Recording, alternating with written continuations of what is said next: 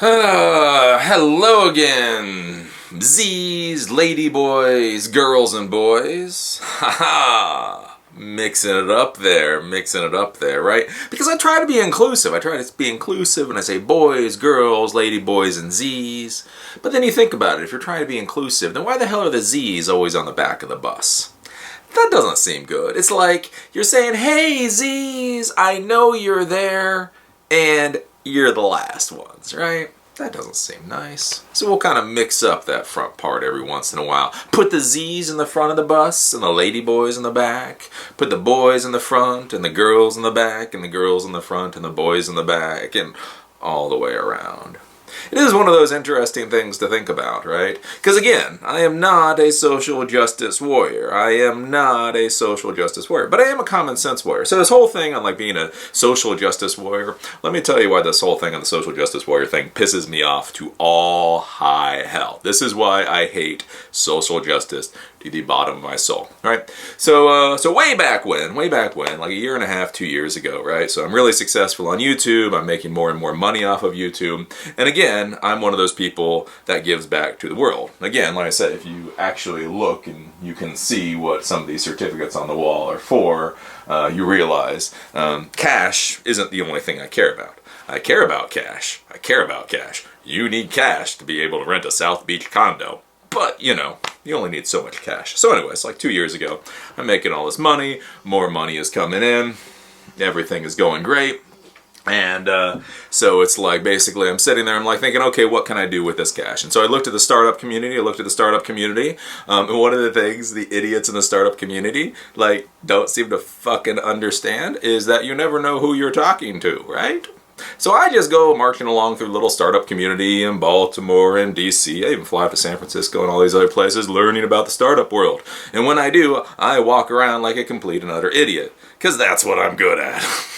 Do what you're good at, right? And again, one of the things you always want to see is what do people think and what do people say when important people aren't around, right? Because that's a problem, right? If you say, I have money, and I am willing to invest money, then people start blowing smoke up your ass, then people start saying some really stupid shit, all because they want money, they get greedy. So the best thing to do if you want to invest in anybody, right, is just wander around like a complete and utter dumbass. And see what they say, like I say, when the investors aren't there, right? Because the investors are all in business suits and all that kind of stuff. And so I wandered around and basically dealt with the startup community and realized they all had, their heads up their asses. It really was. I was talking to this one startup company, and that was when I lost my mind with the Baltimore community. I had already thought they were stupid up until this point, the startup community, but I was sitting there, and I was talking with the startup company, and the startup company it was a type of startup company, and they had gotten $25,000 worth of funding. So they had found an angel investor to invest $25,000 in them. They had been working, basically burned through the $25,000. Fine, $25,000 honestly for a startup company isn't a lot of money. But I'm sitting there and I'm just doing my dumb little thing, just hey, explain to me this, right? And so they explained to me this stuff, and they seem to have a lot of structural problems. They had a lot of problems that money wasn't going to solve. You know what I'm saying? There's a lot of problems money will solve, right? If your phone is ringing off the hook, and the reason you can't close the deal is because you don't have enough time to pick up the phone, then paying $35,000, $40,000, $50,000 a year for a receptionist, that will fix the problem. There are things you can essentially throw money at and it fixes the problem. Again, if you need a high-level technician and you can only pay $30,000 a year, well, to solve the problem, you pay $60,000 a year. An extra $30,000 can solve a problem. But then you have other things, as I talk about with startups and any kind of business, is what if you gave it away for free? Would anybody care about your idea, your product, your service, your solution, blah, blah, blah, if you gave it away for free? If you paid $5, if you walked up to somebody and said, I will pay you $5 if you take this product, would they take it? And a lot of times what you'll find out is people will literally not take it even if you give them $5 to take it. Because you give it to them, they get the $5, and then they're like, oh, crap. Now I've got to go to the Salvation Army to give this thing away. And that's something to think about. Again, like I say with business, a lot of business people don't think about this. Again, it sounds painful to say. I understand. I've been doing business a long time. But you got to ask yourself, if you gave somebody $5 to accept your product, service, whatever, and they didn't pay a dime, it's just, I will do this or give this to you, and $5, would they want it? And a lot of times people say like, nah, that's okay. Nah, even for $5, I don't want that thing. And then you get a bit of a lesson. So I was talking to these people, and they were just having like some structural problems. They were just, this wasn't stuff to throw money at. It wasn't like they knew what their issue was. Again, like our client acquisition cost is higher than we thought our client acquisition cost would be. It wasn't any of that stuff. It was basically, their idea was just spinning around in circles. It wasn't getting any traction, blah, blah, blah. And so I was talking to them. I was like, so what are you going to do about money? And they said, well, we'll go back to the investor and see if they'll give us another $25,000. Again, up until this point, that seems very reasonable. Fine, okay. I was like, really? Why would the investor give you another $25,000 since basically you've burned through the first $25,000 and you're spinning around in circles? And then the person like literally laughed. There's a founder who literally laughed and said, well, if they're stupid enough to give it to us, we'll take it. And that was, again, like I said, it was kind of like the thing with the whole startup world. It's like, really, seriously, you have these 20-year-old nitwits. Just, these people haven't done anything in their lives. And they're trying to act all egotistical and arrogant. Oh, if the investor is stupid enough. Motherfucker, that person has done something in their life to the point they can write a $25,000 check. And it's really not even an investment. Again, in startups, it's not really even an investment. It's more like, what can I say? It's kind of like a donation. It's kind of like a capitalistic donation. You know what I'm saying? Like, well, I want to give these kids money. And, for tax reasons, we'll call it an investment type of deal. And it was like, wow, these people think their own investors. The angel funder that they went to that had enough confidence, enough interest in them to write them a $25,000 check that they burned through. They want to go back to that angel funder to get another $25,000, and they literally think this person is stupid. My God. So I was like, so that was the thing. So the money was coming in. That was the thing. I realized at that time I really didn't want to build a business off of Eli the computer guy. Again, Phil Normal. We'll talk about Phil Normal today. I'm very excited about Phil Normal. Phil Normal's different. But Eli the computer guy as a business is just complete pain in the ass. Because again, before you say, oh, why is that, Eli? I mean, imagine if I had to hire folks like Lewis to help support Eli the computer guy as a content business. That would suck. That's too damn expensive. So anyways, I had figured out that I was making a lot of money. Money's coming in. Can't really make Eli the computer guy a business. So what do I do with the extraneous money? So I go around startup world. I act like the dumbass that I am a highly qualified dumbass. No. I get so many people. Eli, why are you here? Why are you asking these questions? I don't know. I'm just kind of curious. I'm just curious. So this is an angel funder. That's an angel funder, and that's a venture capitalist. And so tell me about this equity split. It's really funny because I sit there and I'm asking all these. I have like a fucking notepad of questions. They're like, I don't understand why you're asking these questions, Eli. Oh, really? Well, it must be because you're an idiot. Okay, let me do it right. But anyways, they're all morons.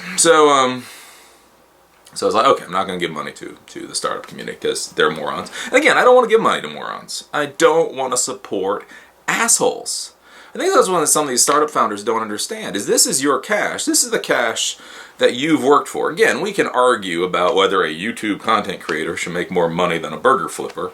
And let me tell you, I will tell you, that burger flipper is working a hell of a lot harder than I do. So that's an argument. That's a discussion. But at the end of the day, that's how it is. And so if my hard work, if my effort, if all of that stuff has earned me enough money that I have extra, why do I want to give that extra to an asshole? You know what I'm saying? Like, ooh, I am so... No, you're a fucking 22-year-old twit. You're 22-year-old... You haven't even had a normal job, and you're acting like you're freaking Bill Gates. Bill Gates was Bill Gates. You're an idiot. Anyways. So I was like, okay, I'm going to give money to startup world. Then I go over, and I'm looking at the nonprofit organizations. So I was like, okay, right. If I'm basically donating money to startup world, I could donate money to nonprofits. So I go out there, and I'm talking these different things. Like I say, I give money. I give $5,000 to the Baltimore Robotics Center. I give another decent sized check to another coding thing in the technology thing in the city school system, and I'm there, and basically what I'm doing is I'm looking to write checks. I'm looking to write checks. Honestly, sort of spaghetti monster, that was my idea. And then I go in to this one thing, this one kind of nonprofit type of group thing, and they're all doing the whole maker stuff, and the whole 3D printing and maker and all that kind of hyper cool stuff, right? And so I'm going in there and I'm talking with the person and trying to figure out what's going on. And then one of the things I tell the person was like, well, listen, one of the things I want to make sure is whoever I give money to, I want to make sure that it helps the city. Because again, one of the problems you have in the whole technology world in Baltimore City is you have all these people talking about how great Baltimore City is, how wonderful Baltimore City is, if only you can make Baltimore City better, and all those black people would leave. Right? Again, if you go into the startup tech world in Baltimore City, you know what I'm saying? Just because they don't wear hoods doesn't mean they ain't assholes. You know what I'm saying? It is so fucking just racist to the core. They don't even think it's racist, though. It is so, like, just institutionally racist. We just don't see African Americans. And again, like I say, Baltimore City it's 64.7% African American. Again, I talk about when I lived in the city and I was a minority, and people laugh, oh, why were you a minority? Because I was. In the city, 64.7% is African American, and the rest is split up to it with whatever else. And so I'm going and I'm talking to these people, and I'm saying, listen, I just want to make sure, if I give you folks money, it goes, a demographic slice of the city. Again, I'm not saying it has to be like 64% African American. I mean, what I'm saying. I understand. There's issues, there's family issues, there's education issues, there's that kind of stuff. If it's 30% African American and 70% white, again, not preferred, but, fuck it. Right? Again, I'm a realist. I understand you're not going to get quotas and all that kind of stuff. But I sit there and talk to them, and it's like, yeah, I just want to make sure they're actually supporting African Americans, they're actually supporting inner city, blah, blah, blah. And that was the thing. And that was the person who looked at me, he's like, oh, so social justice is important to you. And I looked at him. And again, especially when I'm writing a check, when the only time in real life that I'm pretty close to how I am on video camera is when I'm writing checks. And that was when I just looked at it, I was like, what do you mean? This is a majority African American city.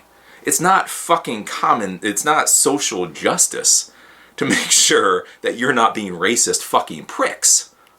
Right? If I give money to the city to make the city better, the city is the people. You can't, well, again, you can. If you're a fucking white-ass hipster, you can, because I see it. You walk into a city, you talk about how wonderful the city is, and then if you don't support the people that are around you to make the city grow, then you're just an asshole, right? And that's what so much of it is it's, hey, this is an awesome city just as soon as these brown people leave. And again, I'm not supporting that shit. I'm just not. I'm giving money, I'm giving it. And again, like I say, if I go into an area and it's 90% white, then fine, it's fucking 90% white. Again, and that's the thing, like I say, with the whole social justice or common sense. I don't particularly give a damn about black people. I don't give a damn about cappuccino people. I don't give a damn about Indians. I don't give a damn about white people. But if I support Baltimore City, and Baltimore City is 64.7% African American, then by God, a big chunk of whatever money I go should go to African Americans. It's not about social justice, it's about fucking common sense. And he's sitting there like, oh, you care about social justice. And I looked at him, I was like, no, I care about common sense. It's 64% African American. So if you are not if I look at your programs and you're not supporting African Americans, that means you're not supporting the city. And therefore, fuck you, I'm trying to give money to the city, right? And then I went to an event that they did. And again, and this is what's scary, and this is where institutional racism is so insidious and so bastardly and so fucking nasty, but all the white hipsters are like, what are you talking about, Eli? Eli? But don't you see we're trying to do good things? Just as soon as we bulldoze, those neighborhoods with the people in it, right? Again, this is what I find funny in life, right? I come off like so caustic and nasty, and yet it's like, motherfucker, if you're trying to make a city better, the city is the people. City is buildings and streets and people. Anyways, and so I go to an event that they're doing, and the thing is, this particular group, they're trying to support educators. They're trying to support the community. They're trying to support leadership and all that kind of stuff. And one of the things that I'll say in Baltimore City is a very communal place. And again, it's very maladapted. It's very, very maladapted. But you do have a lot of community leaders. God knows why. Fuck if I know why. But you have a lot of people that care about the city, and a lot of those people are black. They just are.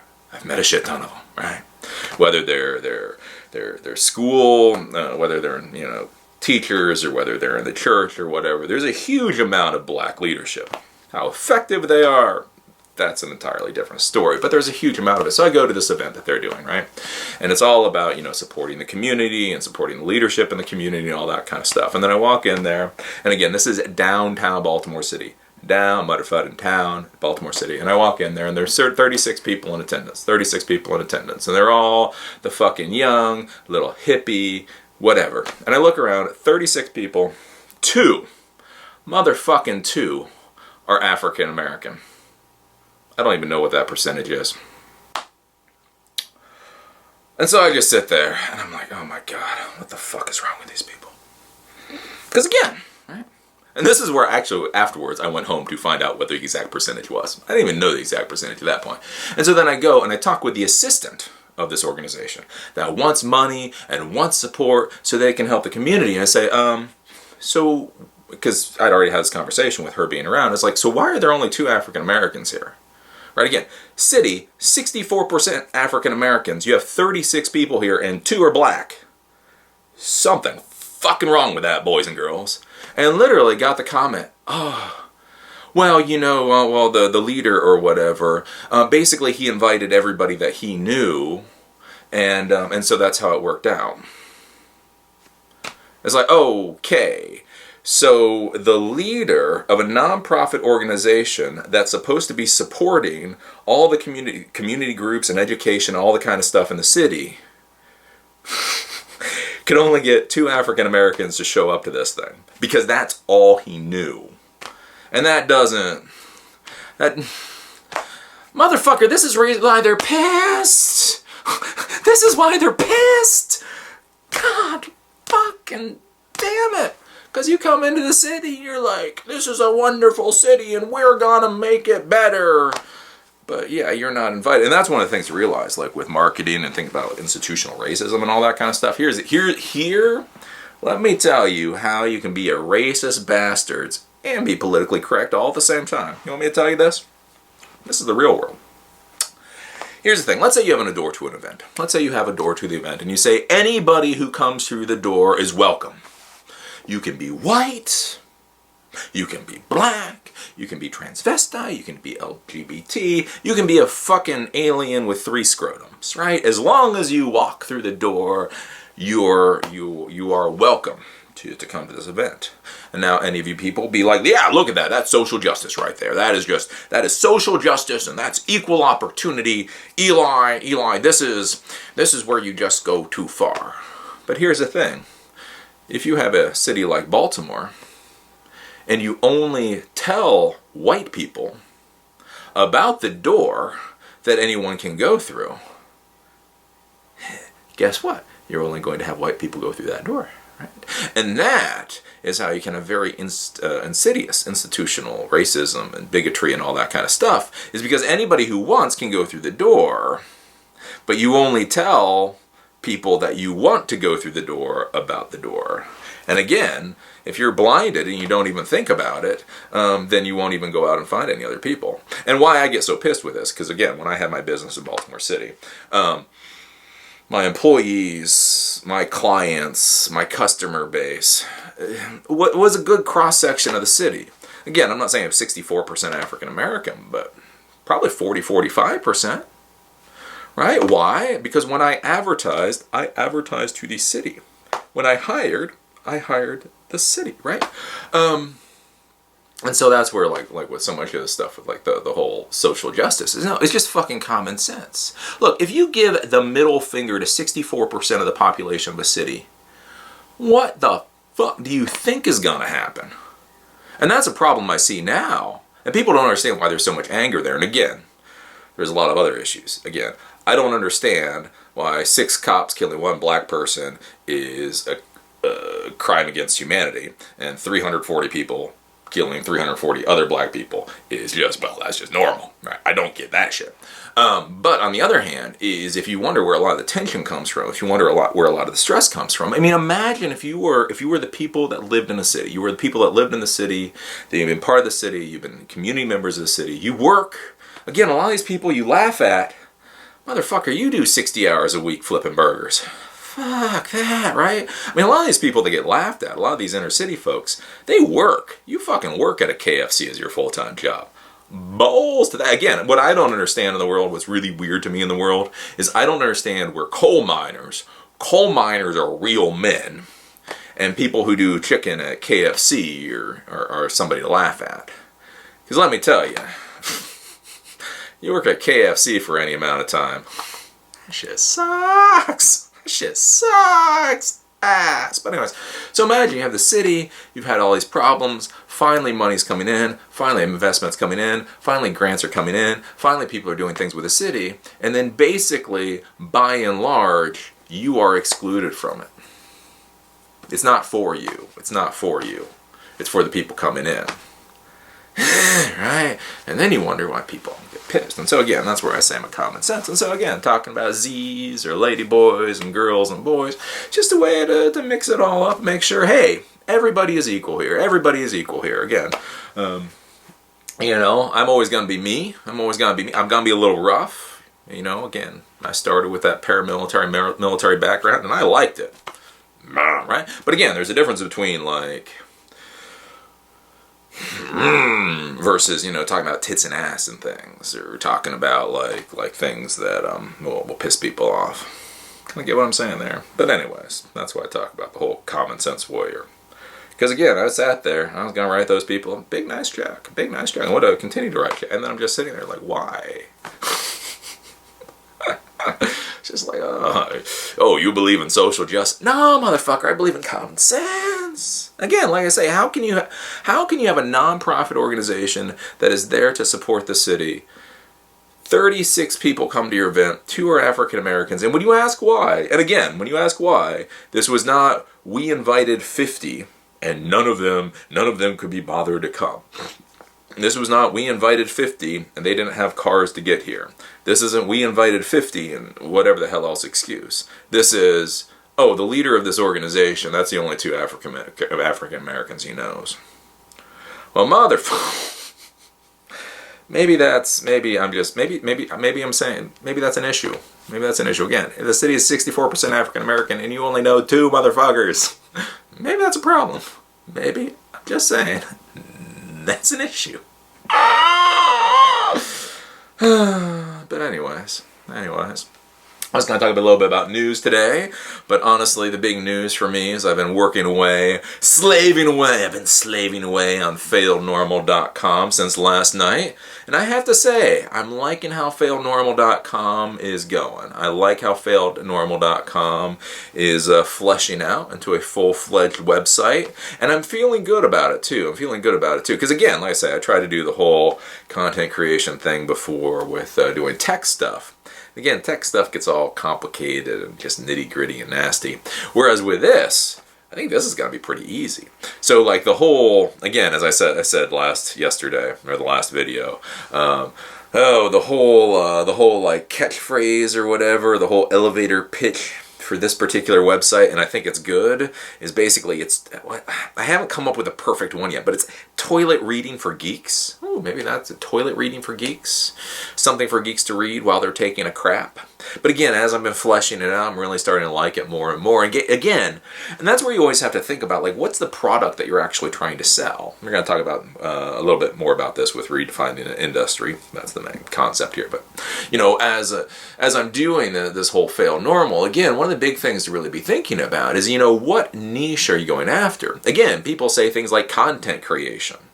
And saying content creation is just saying like you want to do computer repair. Eli, I want to do content creation. Oh God, we're gonna go through this shit again, right? It's like, well, what does that mean? What does that mean, right? Because if you want to do content creation, there's a zillion freaking forms of content out there. You can do YouTube content, you can do Vine content, You could do Instagram content, you could do blogging content, you could do SoundCloud audio content, right? There's probably like 10 at least, easily thought about, 10 types of content you could do. But then you've got to then think about, like, what is the niche of the content? You know, what is your focal thing? What do you try to create? So again, if people say, Eli, I want to do YouTube videos. Well, what kind of YouTube videos do you want to do? Again, like I say, even in the tech sector, there's 1,000 different types of YouTube videos you could do. You can do something like Khan Academy, where you're scribbling things out on basically a whiteboard. You could be like Linus Tech Tips, who just fucking sits there like he's brain dead and talks, you know, it basically just says whatever the hell a teleprompter says. You could do what Lewis does, and sit there and whatever the hell Lewis, I'm not even sure what the hell Lewis does half the time. You know, you can do what Eli the Computer Guy used to do, you know, long form content. You know, just by saying you want to do videos, right? So like with me doing these videos, I'm not saying I want to do YouTube videos. I'm saying I want to do a 2-hour talk show. So the Fail Normal thing, basically what I'm doing here is I'm doing a 2-hour talk show. So I am focusing on professional decision makers, wannabe professional decision makers. I'm focusing on talking about concepts and ideas from that like kind of geek technological mindset, and I'm focused on burning up 2 hours. Again, I get a lot of crap from people. Eli, these are too long. These are too long. Are you going to tell Rush Limbaugh his show is too long? Well, probably people do. But again, the point is what I'm trying to do is I'm trying to create that overall product. So one of the parts of the product is that it is 2 hours long. The idea that this is a 2-hour daily talk show, something you can put on while you're fixing servers, or put on while you're figuring out your accounting, or put on while you're figuring out coding, or put on when you're doing your stupid, ridiculous commute. I can't believe half you people do, right? And basically just have it on in the background. So that's the overall product. So that's one of the things you have to think about. It's not just I want to do YouTube content. What kind of YouTube content? You know, what's the topic of the YouTube content? What's the length of the YouTube content? Are you going to be sitting there talking into a camera? Are you going to do 1,000 jump cuts? Are you going to do a whiteboard? You know, all of these things are things you have to think about. Again, like I got hired by CBT Nuggets, and one of the things I hated about doing work for CBT Nuggets, again, good work. If you like CBT Nuggets, definitely buy CBT Nuggets. But like just doing that whiteboard thing. Like that's CBT Nuggets' deal. That's like their trademarked. Like I actually had to sign a contract stating I would not do content like that. I was like, don't worry. But literally, I mean, their thing is they use whatever, and it's just it's a whiteboard. So basically you have a white screen and you scribble with a pen to draw all the stuff out, and that is how they do it. And so that's one of the things you have to think about. So like with me, I talk into the camera and it makes you feel like you're in the same room with me. Again, these are all things you think. So with me, like looking at failnormal.com, again, what is the niche? So again, I'm focusing with here, since it's a sister publication or whatever of this website. So again, going after the same demographic, that decision maker, geeky thing, going after ideas. Again, so much news and all that publication right now are talking about like specific events. You know, I don't know. You know, the Hyperloop test track opens up in wherever, right? And so what I want to do with Fail Normal is again more an overall ideas, like using Fiverr today and having somebody write about, you know, what is progressivism, what is fascism, what is Bitcoin, what is fiat currency. So again, this idea, everybody throws out these words. Eli, what I guess you just really believe in fiat currency. See, again, that kind of word gets thrown around, right? When you're a professional, when you're a decision maker. Here's what you don't want to tell anybody. What the fuck is fiat currency? You know what I'm saying? Like the first time I heard fiat currency, I was like, what the fuck are they talking about fiat currency? And so what I want with Fail Normal is you're sitting there on the crapper, flipping through, and you know, fiat currency versus cryptocurrency. Oh, click. Fiat currency is currency that is, you know, whatever, published by a national government. That's what fiat currency. I had no fucking clue what fiat currency was. And so basically that's the thing, is going in there and thinking about What are the questions? Again, like people say, like, is Trump a fascist or Clinton a fascist? Like, everybody's a fascist. Everybody's fucking fascist. Like, somehow Hillary Clinton and Bernie Sanders and Trump and Cruz, they're all fascists. Which, again, they may all be a lot of horrible things. And you can call them whatever fucking name you want, because I don't like any of them, believe me. But here's the thing. I do not believe that they are all fascists. And so again, you know, you're hearing all these words, you're hearing all this crap. And so it's like, that's the thing, is like, what is a fucking fascist? So you're sitting there on the toilet, you're flipping through, fascism today. Ooh, click. Oh, that's what a fascist is, right? And so again, going after that, thinking about what that niche is. So for me, the idea is coming up with content that helps frame. Ooh, there we go.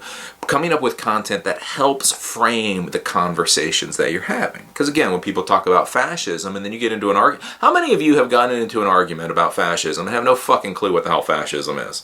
All you know about it is Mussolini did it. Well, Mussolini did it, so obviously it's horrible. Right? Mussolini did it, so it's horrible. And they're saying Hillary's a fascist, so Mussolini was horrible, so therefore Hillary is horrible.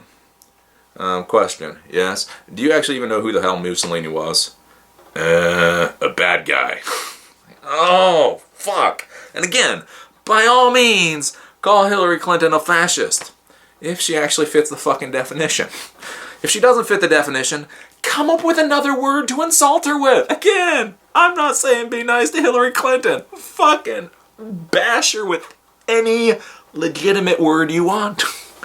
Maybe she's a progressive. Maybe she's, I don't know, but I don't think she's a fascist. You know what I'm saying? And so again, like I say with Trump, beat him up with, and so again, that's where I'm saying, I'm thinking with Fail Normal is the idea of helping you frame the world while you're pooping. Nah, that doesn't quite work. But anyway, you get the idea, right? So that's one of the things. So you have to think about that. So like when you're going to create content, so you're going to do a blog, right? What is your blog going to be? Is it going to be creative writing? Is it going to be politics? Is it going to be technology reviews, right? So many people go, I'm going to do a blog. Again, it is just like saying you're going to do computers. It is just as meaningless. A blog is simply written material on a website using WordPress or Blogger or whatever else. That is like, it doesn't really say anything.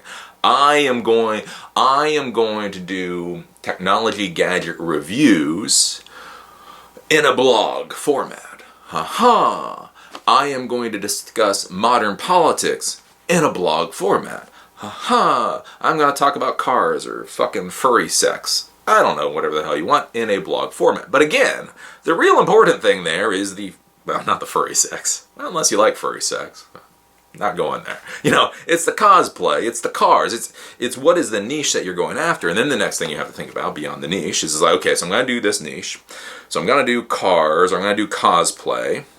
And I'm not good on video for whatever reason, so I'm going to do it in blogs. So again, that's one thing you have to think about, you know. If you want to do content, how is it easiest for you to do content? See, like for me, I can do content on video very easily. I can also write well. People like my blogs. My blogs are good. But here's the thing. Blogs are a lot harder for me than video is. I can sit here and blather into a camera for 2 hours. It's magic. I can blog, but it's work. So that's one of the things you have to think about. You're like, well, you know, I don't know. You know, I could do video, but I got this bushy ass fucking beard, and people don't want to see bushy ass fucking beards on video. So maybe I'll do a blog. Or again, like I say, and this is one of the things you have to think about with content creation is do people, you know, there's all these little minutia. This minutia. Again, if you're going to go after an American audience and you have like one of these sing-song subcontinent accents, it doesn't necessarily do well for you. Again, if you say the same information in a blog post that you do on a video, you may be taken much more serious in a blog post than you would be a video, right? Again, when you read a blog post written by a Muslim, you probably don't even know the person is a Muslim, and therefore it's true. You take the information in. You take the information as it is, right? Whereas if you're looking into a camera, or if you're watching a video and the person is Muslim, or the person is white, or the person is a woman, all of a sudden you have white filter or Muslim filter or woman filter on, and all of a sudden people don't necessarily listen to you for what you're saying. They're listening to you for all the bias and bigotry on whatever filter. Again, like I say, I had one person going all batshit crazy talking about how like all white people suck.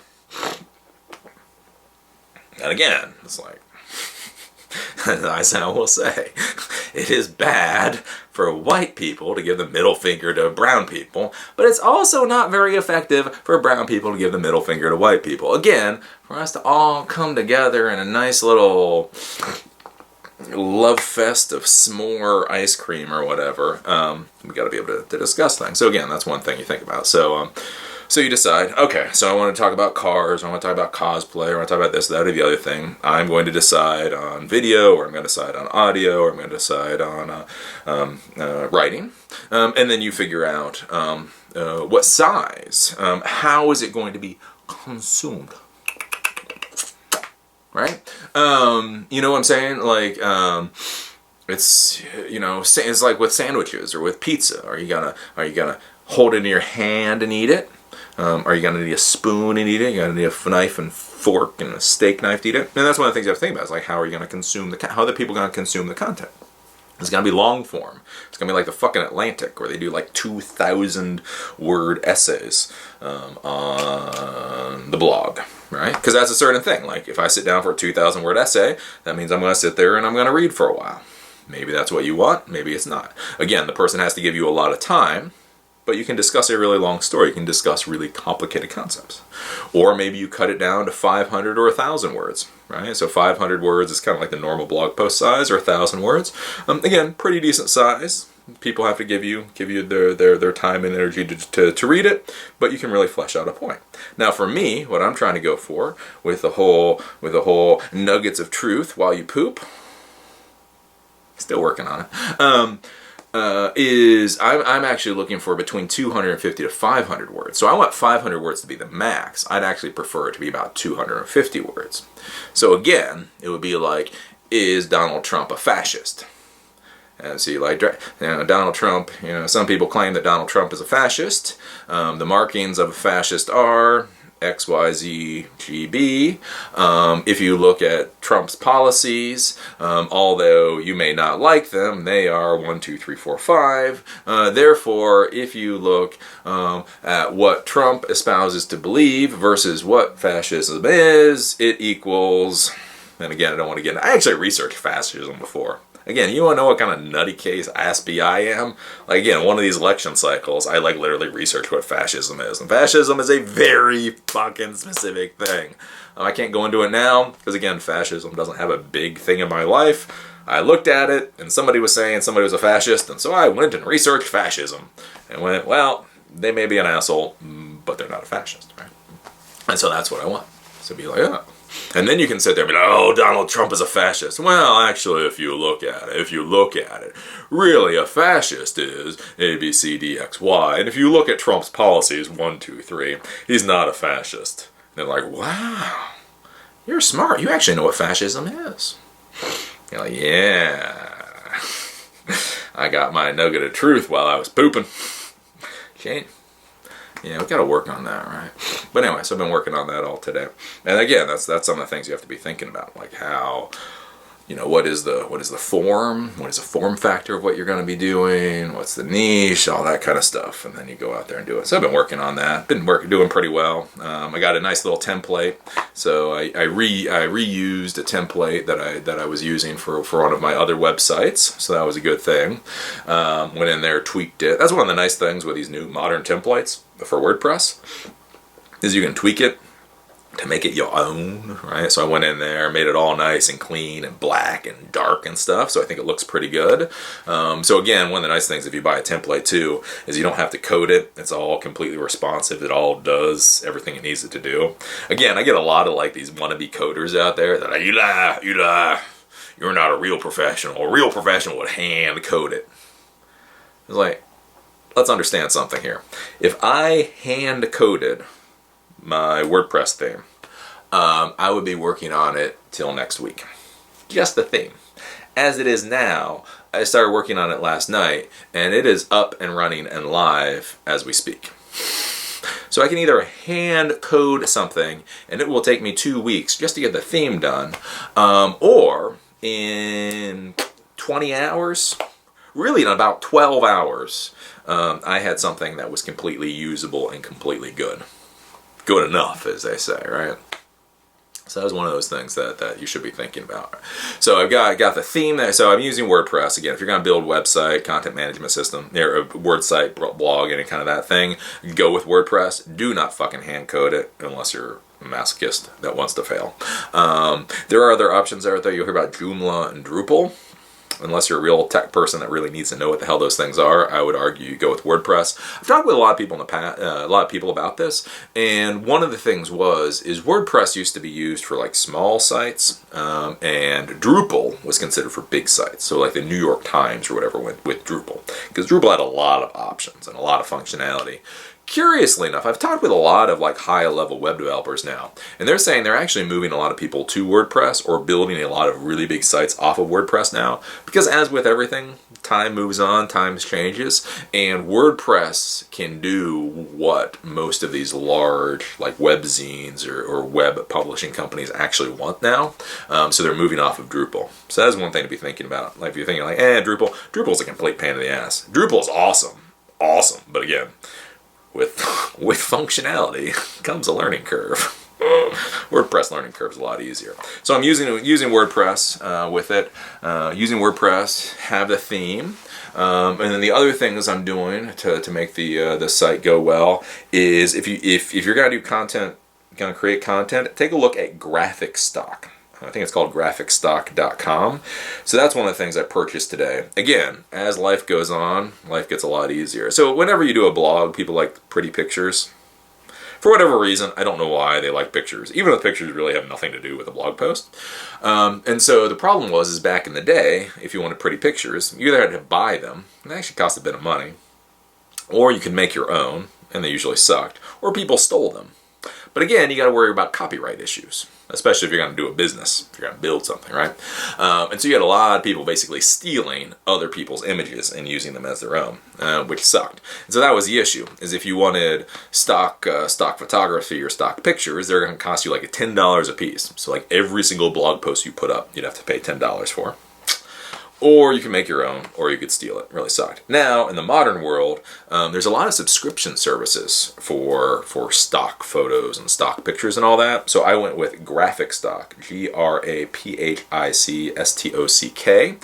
And basically, you pay $99 a year, and you get use of all of their pictures on their platform royalty-free. That's a nice thing, royalty-free. So it's not like you pay this amount, and then if you get 1 million views, you have to pay like 1 cent a view afterwards. Again, when you're doing business, you got to be thinking about all of this legal stuff. Like when you buy something, what are you actually buying? Are you buying the thing, or are you buying a license? So that's one of the things you run into, like with iStock Photo. Like a lot of the stuff with iStock Photo, you go there, you buy it, and you spend your $10 or $25 or $50 on the image. And what a lot of people don't realize is that is a license or whatever for like up to 500,000 views. So if it gets seen 1 million times, you have not paid for that. And then again, that can run you into all kinds of nasty little legal issues going into the future. So what I like with Graphic Stock, it's got a nice selection. It's got a big old selection. Enough selection for me to care about. I pay $99. And the good parts with it is it's royalty free. So you just use it, you dump it in, good to go. And then also you continue to have rights for all the images. And this is what you have to be careful about too, after the subscription ends. Right? So let's say iStock Photo or Getty Images or whatever decides they're going to have a subscription service next year. So then I decide, okay, I'm going to dump Graphic Stock and go to them.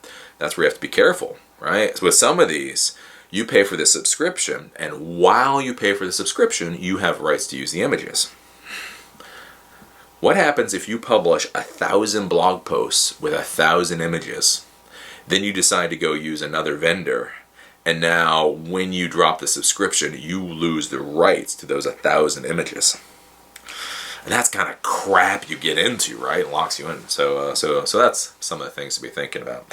So I went with graphic stock. That gives me nice, pretty images. And I'm going on Fiverr right now. We're going to be using Fiverr, at least in the beginning, for the content creation. Because I actually find Fiverr to be very good for content creation. So Fiverr, if you haven't used it, Fiverr, I've used it in the past.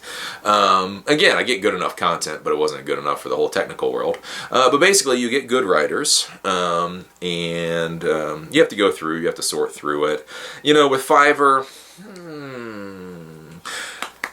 it's a bit like when you're first finding vendors. Like when you first have like a computer repair business and you're trying to figure out what vendors are good and what vendors suck. Sometimes you pay for a product that sucks, and sometimes you pay for products that's really good. So when you go to Fiverr, one of the things you have to realize is when you're starting out, don't expect all the product that you get to be really good. You're probably going to waste, I don't know, between 20 to $100 on crappy vendors. But again, you're only paying $5 a piece. So the cost of that learning curve isn't exactly too high.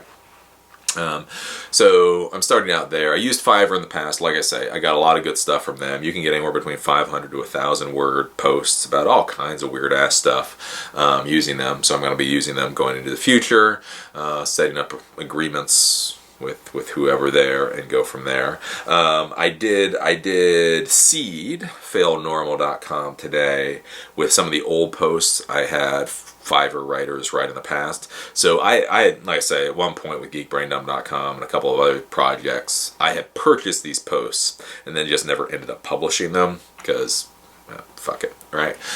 So I did seed Fail Normal with those, and now going into the future, what I'm going to start doing is putting out the requests, getting material back, and then start chugging along that way. So hopefully it'll work out well. I do like this idea.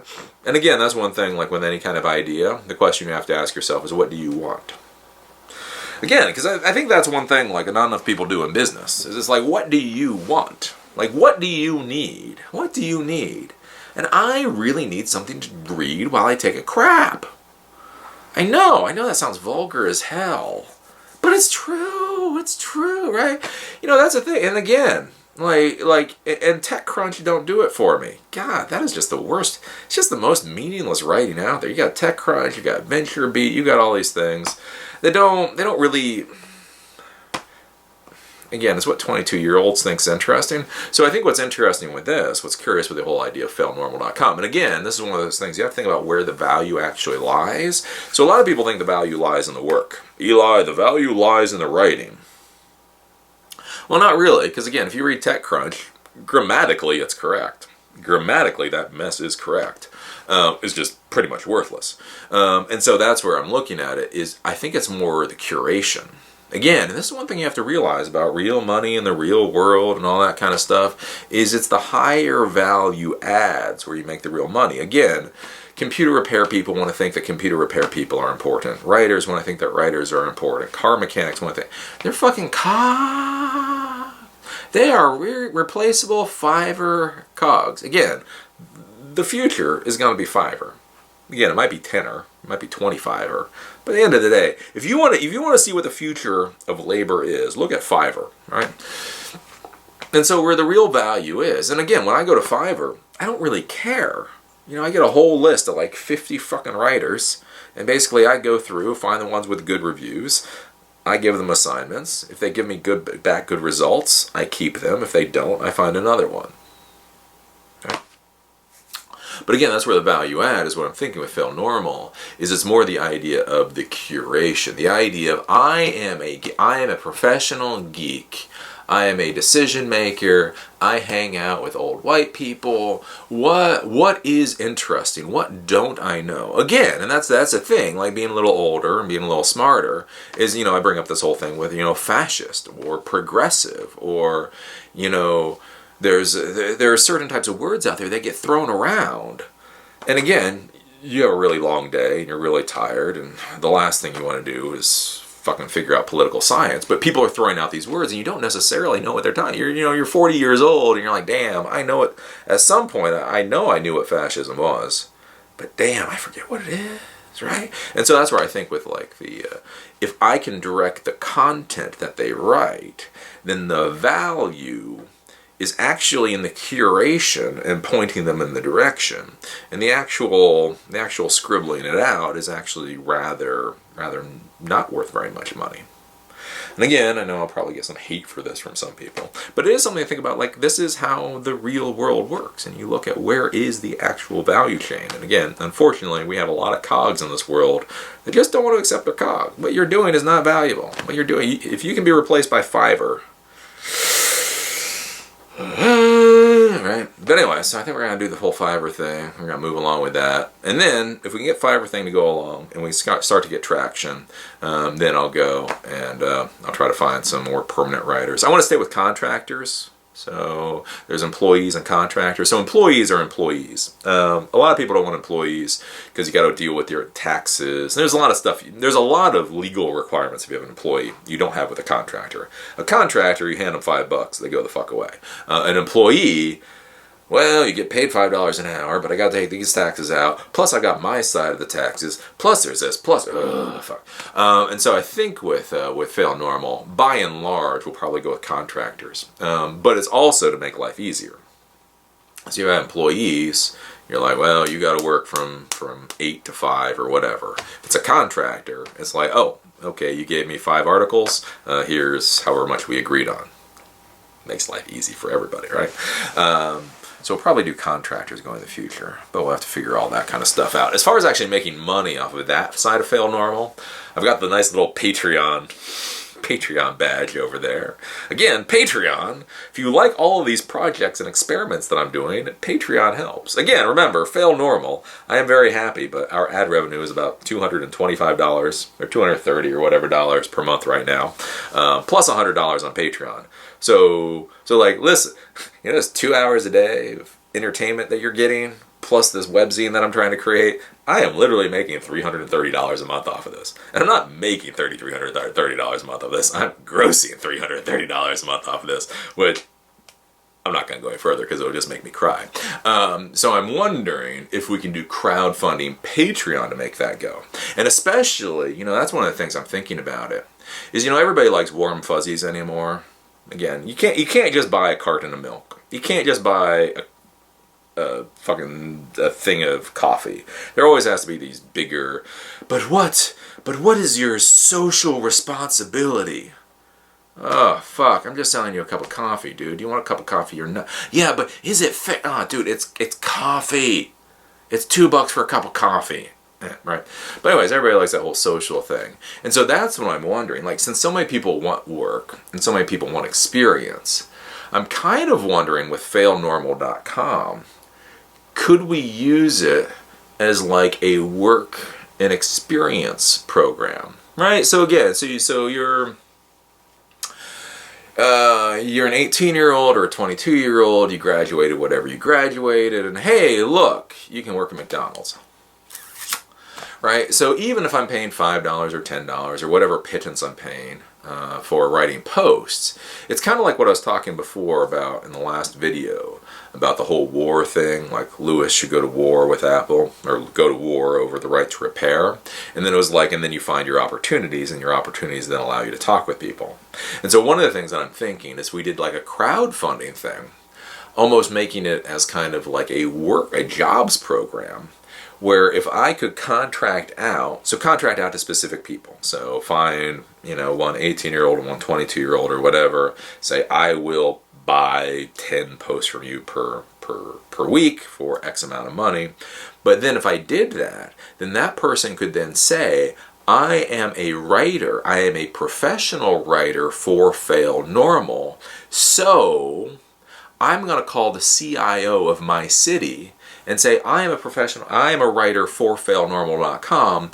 I would like to come and talk to you about the real issues you have as a CIO of the city. Or I want to go talk to the CEO of a company and see what he thinks about for data security policies. Or I want to go talk to the local police and see how they deal with swatting. Right? Because then, It's no longer, oh, I am just some shitty ass little muck schmuck peon who writes on a blog nobody knows about. It is then, I am a professional writer for failnormal.com. And again, I know you guys think it's a joke. I wish it was a joke. But most people need something to be confident about. Again, like I say, with me, I'm motherfucking Eli. I walk into the room, I'm like, hey, I need some questions answered. They're like, why would we answer your questions? Because I'm Eli. I'm Eli, I'm asking you questions. I don't understand what that means. You don't need to understand what that means. I'm asking you the question. Answer, please, right? Like I say, and it really is. Like, if you know me, you should see some people. Again, like I say, whether it's politicians or military folks or other folks, I just sit there and I'm like, I need to answer this question. And they're just like, who the fuck are you? Don't worry about that. I need an answer. But that's me. And again, one of the problems I have with dealing with normal people is I don't understand why other people aren't like that. Are you not important enough to have a question answered? If you have a question, you should get it answered. And you should look the person in the eyeball and say, I need this question answered. They're like, you don't need to understand. Okay, here's my answer, thank you. Who the fuck was that guy? I don't know. Yes, I've got some stories. I have made some very... you ever want to really laugh your ass off? Is when you are a complete peon. When you are damn near waste of the oxygen that you're breathing, and you have prominent people very scared of you. Because you just stare them in the eye like, I need to answer this question. They're like, who the fuck are you? It's too complicated to explain. Okay. But anyways, most of you folks aren't like that. So you need something to back you up. And so that's where I'm thinking, like with failnormal.com, it could almost be like a jobs program. As again, you get a good 18-year-old, you get a good 22-year-old, whatever, got that motivation, blah, blah, blah. They just need some kind of focus. So give the focus. They write posts, they get paid whatever they get paid, and then, they do that for 6 months to a year so that they can do the jumping off point, right? And then again, like I say, so much of being successful in the world is who you're comfortable talking with. Like imagine if you're with failnormal.com, right? And you're a writer, and you get used to talking with CIOs. Again, it's your network. It's who talks to you, right? So you go talk to the CIO of this city and the CIO of this city and the CIO of the state, if we've got one, and a couple of other CIOs for major corporations. You get used to sitting down with CEOs. You get used to sitting down with lawyers. You talk with these people. When it doesn't really matter because you're just doing like a blog post. I would like to talk to the CEO with the company to understand what insurance your company uses in order to deal with cyber threats or whatever. And you can sit there and you can just have a conversation. It doesn't fucking matter, right? You don't have to stress. You don't have to stress because you're just writing a little article. But then you get used to talking with those people, and then that increases your network. And then they're like, hey, you seem like a pretty smart kid. I'm telling you what, I don't know what Fail Normal pays you, but I think we can probably pay you more. And then you come to me and say, hey, I'm going to stop writing your blog post next week. I'm like, hey, can you give me 2 more weeks at least until I can find a replacement? Yeah, sure. Right? So that's what I'm kind of thinking with Fail Normal going forward. Maybe that'll be good. But then again, that would be like the like the crowdfunding or Patreon. Because basically what I want to do is like when I do Fail Normal, I don't want the monetization off of failnormal.com to be based off of banner ads. Because again, I'm not here to argue with people. I'm not here to bitch with people. Again, I don't get into morals. I don't get into ethics. I get into reality. So here's the deal. If you motherfuckers are using AdBlock, not you, those motherfuckers. I'm not talking about you. I'm talking about the other 7,200 people watching. Right? But if people are using AdBlock, I don't want to get into this argument. AdBlock is already fucking lost. AdBlock is a lost argument. So why, right? So then you start thinking about what can you do if AdBlock is lost. So one of the things you can do is you can put a plugin on your website to say that if AdBlock is on, you won't allow people to go through. But then you do that, you get kind of all kinds of ill will. And again, you're getting paid CPM, and for banner ads, like $2 CPM. So then you get a lot of bad will for, well, not a lot of money, let's just say. So sitting there and thinking about it, that's where it's like crowdfunding would be a good thing. Because again, if people just throw in if I've got like right now, I've got 7,200 subscribers on Fail Normal. So I mean, you even just think about it. If 7,200 people just chipped in $2 a month, that'd be $14,000. I could actually fucking hire like a real writer for that, for, well, much less than that, to be honest with you. So that's where I'm thinking with like a crowdfunding. If everybody enjoys this and likes potty reading or whatever, $2 a month or whatever. But if not that, then maybe doing some kind of sponsored content. But I don't really want to do sponsored content, because as soon as you start doing sponsored content, then there's this whole question about, oh, is it biased or, you know. But the one thing that I want to keep out with that is with Fail Normal, and this is something to think about with the type of content that you create, I actually want to keep opinion out of it. So when we talk about whether or not Trump is fascist, I don't want there to be opinion there. I just want, is Trump fascist? Again, there may be it's called editorial bias. Of course there's going to be fucking editorial bias. I am biased as a motherfucker, right? So there will be editorial bias, but I'd like to keep the opinion out. But even so, with sponsored content specifically, you know, then you just get people, and then you got FCC requirements and all that kind of stuff. So I was almost wondering, if I got sponsors, could I have like a sponsored desk? So could Samsung or SanDisk sponsor $5,000 a month for the new technology desk? Because again, one of the things that I argue in business is everybody argues about the size of their slice of the pie. You know, the pie is this big, and your slice is this big, so you try to make your slice this big. I always argue, especially in the technology world, what we're supposed to be doing, we shouldn't be worried about the slice of the pie, we should be worried about the size of the pie.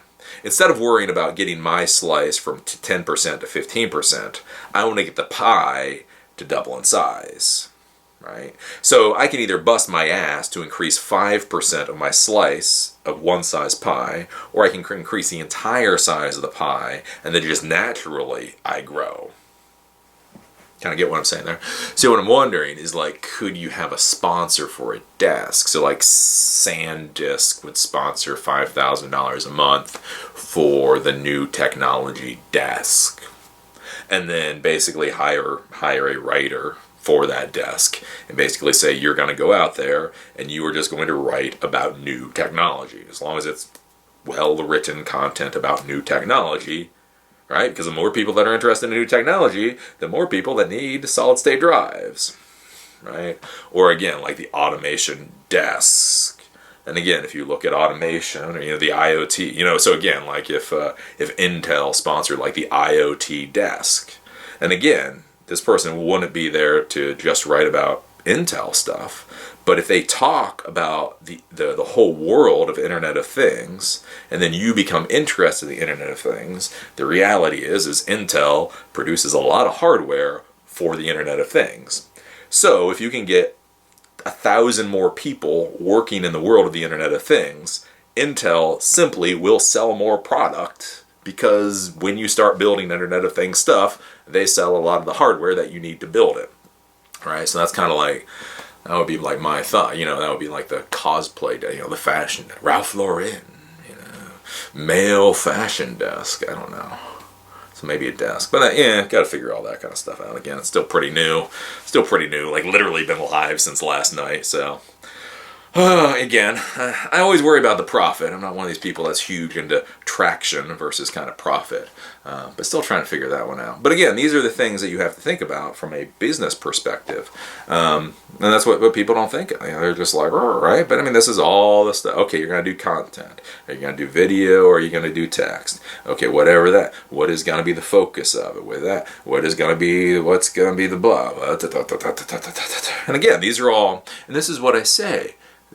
This is where the decisions are important. So when I'm building out failnormal.com right now, I'm going to have about a week of decisions. My brain is going to be going like at 110% for a week as I make all of these decisions. What's the focus of the content? What is the size of the content? How do we deal with images? How do we deal with this? How do we deal with that? How do we deal with the other? Right? And then I'm going to spend a week or 2 weeks or however long in order to solidify that. And that will become the workflow. And Fail Normal will produce this kind of content this way, using this images, using this platform. And then once I have that solid in the next week or two, then past that, then we just motherfucking iterate a million times. right? But again, you don't want to iterate on a bad idea. Right? And again, that's what a lot of people don't think about, is they think the writing is important. Well, Eli, really, you can't do any of this without good writing. Dude, you go to Fiverr. There's a lot of writers out there. The writing actually really isn't that important, but that's what you all focus on, isn't it? That's what you all focus on. You all focus on the crap that ain't that important. It's not that important. Again, like I say, I was approached by somebody that worked at one of these agencies. Back when I was young, and I was talking about the stuff that I did just because that's what you do when you're young. And it was interesting because the person came up to me and said, "Yeah, explain some more of this stuff to you. To explain some more of this stuff that you do to me." And I was like, "Oh, I work on Avaya telephone systems and work on the." He's like, "No. But what management stuff do you do?" I was like, "Well, I do the build out, I do this and that." I was like, "Why?" Again, being 23, I thought the MCSE was important. I thought Definity Audix and Avaya Definity Audix and whatever the hell this is. Whatever. I thought all that stuff was important. And it was interesting because he looked at me and said, "No, I don't give a shit about any of that." I was like, "What?" He said, "Look, I can hire whatever geek I want." Right? Because again, when you're looking for geeks, the complaint really isn't that they're not enough out there. It's that you can't afford them. Right? If you can pay 10 or 25% above market rate for geeks, they're fucking diamond. I mean, they're get it, right? So look, I can hire whoever the hell I want, and if they don't have the training that I need them to have, I can send them wherever, right? Again, I think he was actually talking about like cell phone forensics, and he's like, if I need somebody to be a cell phone forensic professional, I just drop $25,000 and send them to the course, and they come back. That's rather neither here nor there. I need leadership. I need management for these folks. He was like, management for tech teams. Holy crap, that's like the holy grail. That's finding something special. The geeks themselves, again, it's just whether or not you have the money to pay. It's like, if you've got the budget, which I do, it's easy. And so again, that's the thing that folks don't think enough about, is it's all these decision processes that go in. Do you use WordPress or Drupal or Blogger? Are you going to get a custom theme built, or are you going to use something that's off the shelf? Where are the images? Again, like I say, if you're going to do a blogging thing, you have to think about that. Where the hell are those images going to come from? Everybody wants a nice, pretty-ass image. And again, if you're doing, 5 blog posts a week, that's pretty easy to come by. But, I mean, the hope here is if we can get up to 12 posts per day, 12 posts a day, 30, so that's 360 images per month. And again, going from 5 per week to 360 per month, that's a big deal. Right? And it's thinking all of these things through. And then once you think all of these things through, then after that you have a business and you just go. And again, that's the other thing. And that's where I'm like building Fail Normal. So like right now I'm not doing any writing. I might do a little bit of writing, again, just to get it kickstarted, just a tiny bit. But probably not, because I'm going to do Fiverr. But the idea, again, when you're building a business, when you are building a business, your ego should not be essential to that business, right? So if I can get this going and I can get sponsors, however the hell, or I can get crowdfunding or whatever, I should simply be able to hire somebody. You are now the $40,000 a year editor in charge for Fail Normal. I'm going to go back to doing videos. Yeah, these are all the things you need to be thinking about. So the big topic I want to talk about today, getting to the hour and 7-minute mark, but the big topic I want to talk today is actually basically with this whole idea of Fail Normal and the whole idea of redefining an industry. And this is one of those things that you need to be thinking about, especially when you're thinking about niches, is thinking about industries that are not being effective at what they do anymore. Right? Because technology has changed, or because competition has changed. So I'm looking at doing failnormal.com. And so failnormal.com, if you really look at it, I suppose it would be a news website. It's almost a news website, the way Drama Alert is a news website. That's its own thing. It's like, yeah, sort of, kind of. But the way that I look at it is a news website. But the thing that I look at is I sit there and I look at what all the other news websites do. Again, like I say, I look at TechCrunch, I look at Ars Technica, I look at all the stream off of Google News, Fortune and Verge and all this kind of stuff. And what's very interesting when I look at that, and when I look at the news and what's going on in the world, is that everybody talks about the same stuff. So when I read the Wall Street Journal, and I read The Economist, and I read Fortune, and I read Verge, and I read whatever else, Basically, it's just better or worse quality reporting on the exact same thing that's going on now. So a Russian jet is flying over Syria dropping bombs. It goes theoretically a mile or whatever over the Turkish border, and the Turks blow the shit out of it. That then causes a whole kerfuffle between Russia and Turkey, which may end up bringing NATO in, right? And so everybody reports on that exact same thing. The Wall Street Journal reports on it, and they talk about it from their vantage point. And the Economist reports on it, and they talk about it from their vantage point. And RT, the Russian Times. Whew, you want to talk about some propagandic crap. Again, I actually like Al Jazeera. I may not always agree with them, but I like it. Oh my God, RT is like, what the hell? But anyways, they all talk about it from their law. But one of the interesting things is that they're all saying the exact same information. Again, like I say, with like Brexit, they're all saying basically the exact same information. And the problem that I see is it doesn't give you a way to frame the conversation that we're having, because it's all what happens in this moment. But if you think about things, all events are really the culmination of the past 100 years, at least. Right? In order to understand what's going on now, you really have to understand about 100 years of history. So the thing going on with the Turks, and the thing going on with Russia, and the thing going on with Brexit, or things going on with Grexit, or any of this kind of stuff, things going on with Trump, there are these bigger issues. And so what I look at is that the modern media world, the modern journalist world, they all hyper-focus on what's going on right now, but it doesn't give you any way to contextualize what's happening. And so one of the interesting things, and that's where I talk about like redefining in industries, it's like, okay, well, what if I'm going to do news, or what if I'm going to do media, and I want it to be topical, but I want it to be topical in a way that's not actually talking about the specific event of the moment, right? So, if we're talking about, let's say we're talking about Trump, and we're talking about Bernie being a populist. Let's say Bernie Sanders is a populist. Everybody says again, Bernie Sanders is a populist. What is populism? And go back and leave Bernie Sanders even out of it. What is populism? How did populism start? And then you do a post on how populism started. And how is populism today different than how populism was in the past? And would a conservative person in the past now be considered a populist? And again, you can have all these discussions that helps you frame the current conversation going on without even talking about the current conversation. So they talk about Trump. So they talk about Trump, and Trump doesn't have any political experience, and so if he becomes president, it will be a disaster. So what if we looked at presidents that had very little political experience? So how did Eisenhower do? And again, leave Trump out of it. Eisenhower was seen as blah before he was elected president. Eisenhower ended up being a blah. Or if there's not business people in the United States that have become president, what's happened with business people in other countries have become president, right? Business person in Brazil becomes president. What happened there? Was it a good thing? Was it a bad thing? Was it a mixed thing? Right? Again, we can start having these conversations, and we can start framing things differently.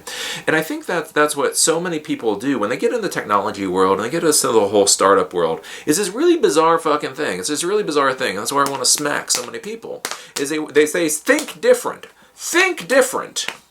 And then they create TechCrunch version 2.3 or 5.0 or 6.0. It's like, think different.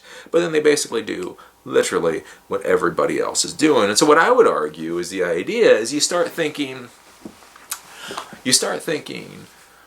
what could be provided that is not being provided now, and what could be provided and have it be relatively easy, right? So again, what the fuck? What did I say? Redefining an industry, right? So like right now, I'm thinking about this with buying food. So I've thought about this. My wife is Whole Foods, vegan, oil-free, blase, blase, blase. I have my own food thing. So we buy a lot of food at Whole Foods. We buy a lot of Whole Foods. Well, with me, don't start with a fucking starch solution. No trying to study. Shut up. Shut up, vegans. Shut up, vegans. But what I've found is I now eat a lot of carbs. I eat a lot of carbs. I eat a lot of wild rice. I eat a lot of quinoa. Eat a lot of rolled oats. I eat a lot of brown rice. I eat a lot of that stuff, right? Well, here's the interesting thing, right? So in the past, I ate a lot of meat. My wife is now vegan. Don't eat so much meat anymore. She's gone away for a week and 2 days. Anyways, don't eat a lot of meat anymore, right? So meat has to be refrigerated. You have to be careful of meat, because you do something stupid with meat, it can kill you, like literally. So we always go to the grocery store, because if you're going to the grocery store and you're buying, if you're gonna be buying meat, you basically have to buy it at the grocery store. Yeah, you can do Omaha steaks or something like that, but yeah, that's a mess. You really want to deal with frozen stuff, right? Okay, so let's say we take the steaks out of the equation. And then you're looking at fresh veggies and all that kind of stuff. She eats fresh veggies. I don't eat as many fresh veggies. So I look at it, and most of the stuff that I'm eating right now, honestly, most of the stuff that I'm eating right now is like exceedingly shelf stable. That you can beat the ever-loving crap out of it, and it doesn't matter. So then if it's really specialized, again, like organic, whole grains and all that kind of stuff, but it's incredibly shelf stable, and you can beat the crap out of it, then the thing is do you then actually need to go to the grocery store to buy so much of this stuff? And so then what I've been looking at is, we haven't done it yet, but I'm really starting to look at using Amazon to actually buy a lot of our food. Because again, you go to Amazon, and you can buy all the exact what you want. Because again, you don't have to try on organic wild rice. It's not like, oh, if I can't pick up the wild rice, I'm not going to, all right, wild rice is wild rice, basically. And frankly, even if you buy it at the store and it's crap, you're not going to know till you cook it anyway. So what I'm looking at is if I could just go to Amazon and actually buy a lot of this stuff, and it'll be less expensive. But then again, like I say, my wife is like, oh, but what about the eco stuff? You know, it's not ecological to buy stuff at Amazon. But then the way I look at it is, so Whole Foods, right? So Whole Foods is, let's say, 25 miles away. So that means, you know, we burn 3 gallons of gas even using our Ford Focus to drive there and back. Which means with gas prices, let's say gas prices are $3 a gallon, that means a trip to Whole Foods costs $9. So you think about shipping costs. Oh, Eli, but what about shipping costs? Well, but gas for their, somewhere between, $5 to $9. Plus you're burning it. And so all of a sudden, when you start to look at the world just slightly differently, you start to see that you can redefine an industry relatively easily and make it better for everybody. And again, like I say, if you think about this whole produce thing, if you, all I really care about with food is the quality of food. Again, you guys may give me crap about the Whole Foods, bite me. Again, I've gone back to normal grocery stores. Oh my golly, I don't know how you folks eat that shit. But the thing is, what I care about is organic, and I care about quality. Well, the thing is, for organic and quality, if you're someplace like Whole Foods, a lot of these places, they get the nice fancy real estate, the retail space. But again, because they get the nice fancy retail space, the retail space costs money, especially parking spaces at fancy retail spaces. So that's a lot of money just for the retail space, just for the rent of the property. And then if you walk into Whole Foods, it's all hipster chic, right? Exposed brick and wood and all that kind of, and that costs money. And then again, as I've talked about before, is if you have a retail storefront, you have to pay for employees whether there are customers or not, right? You can't just call up employees on a whim, right? And so you have all of this expense. You have all of this extraneous expense that has nothing to do with organic food. Has nothing to do with organic food. It's just the expense that's required for the business. And so again, if you think about like redefining something like grocery shopping, what if you provided delivery to the home, organic, blase, blase, blase, blase food, but then you simply did it out of some industrial park? right? Organic lettuce doesn't care if it gets sold in a hipster chic Whole Foods or if it gets sold out of an industrial park. It's still fucking organic, right? And then you can hire contract drivers like Uber or whatever to actually deliver it. And again, you think, oh, well, what about delivery cost? But again, it's already costing. I mean, again, think about it that way. If it's already costing me somewhere between $5 to $9 in gas, and I'm the bastard who has to drive there, drive back, put the miles on the car. If you simply had a $10 delivery fee, right? I used to do pizza delivery, so let me tell you, a $10 delivery fee is damn rich. But that's the thing, you charge a $10 delivery fee. For me, there's actually not that much difference in money. And I actually get it delivered to my house exactly when I want it. So if you think about redefining an industry that way, you can start providing a better product with better customer service at a lower price. Simply because you redefine the experience, right? And again, there's all kinds of ways you can tweak it. Again, it's like, oh, well, what about vegetables or whatever else? And again, you could have you could have the person come to you, and they could have a tray of tomatoes. You could say, I want 5 tomatoes when you come, and they could come with a tray of like 20 tomatoes, and then you could pick the 5 tomatoes that you want. But then you think about it, you're like, but Eli, when I buy tomatoes or whatever, they sell them by the pound. So what are you gonna do? You're gonna have a scale or whatever there. But again, it's also just changing how you sell things. Like when I go to the grocery store and they like sell tomatoes by the pound, that's such a pain in the ass. Just give me a price of the tomato.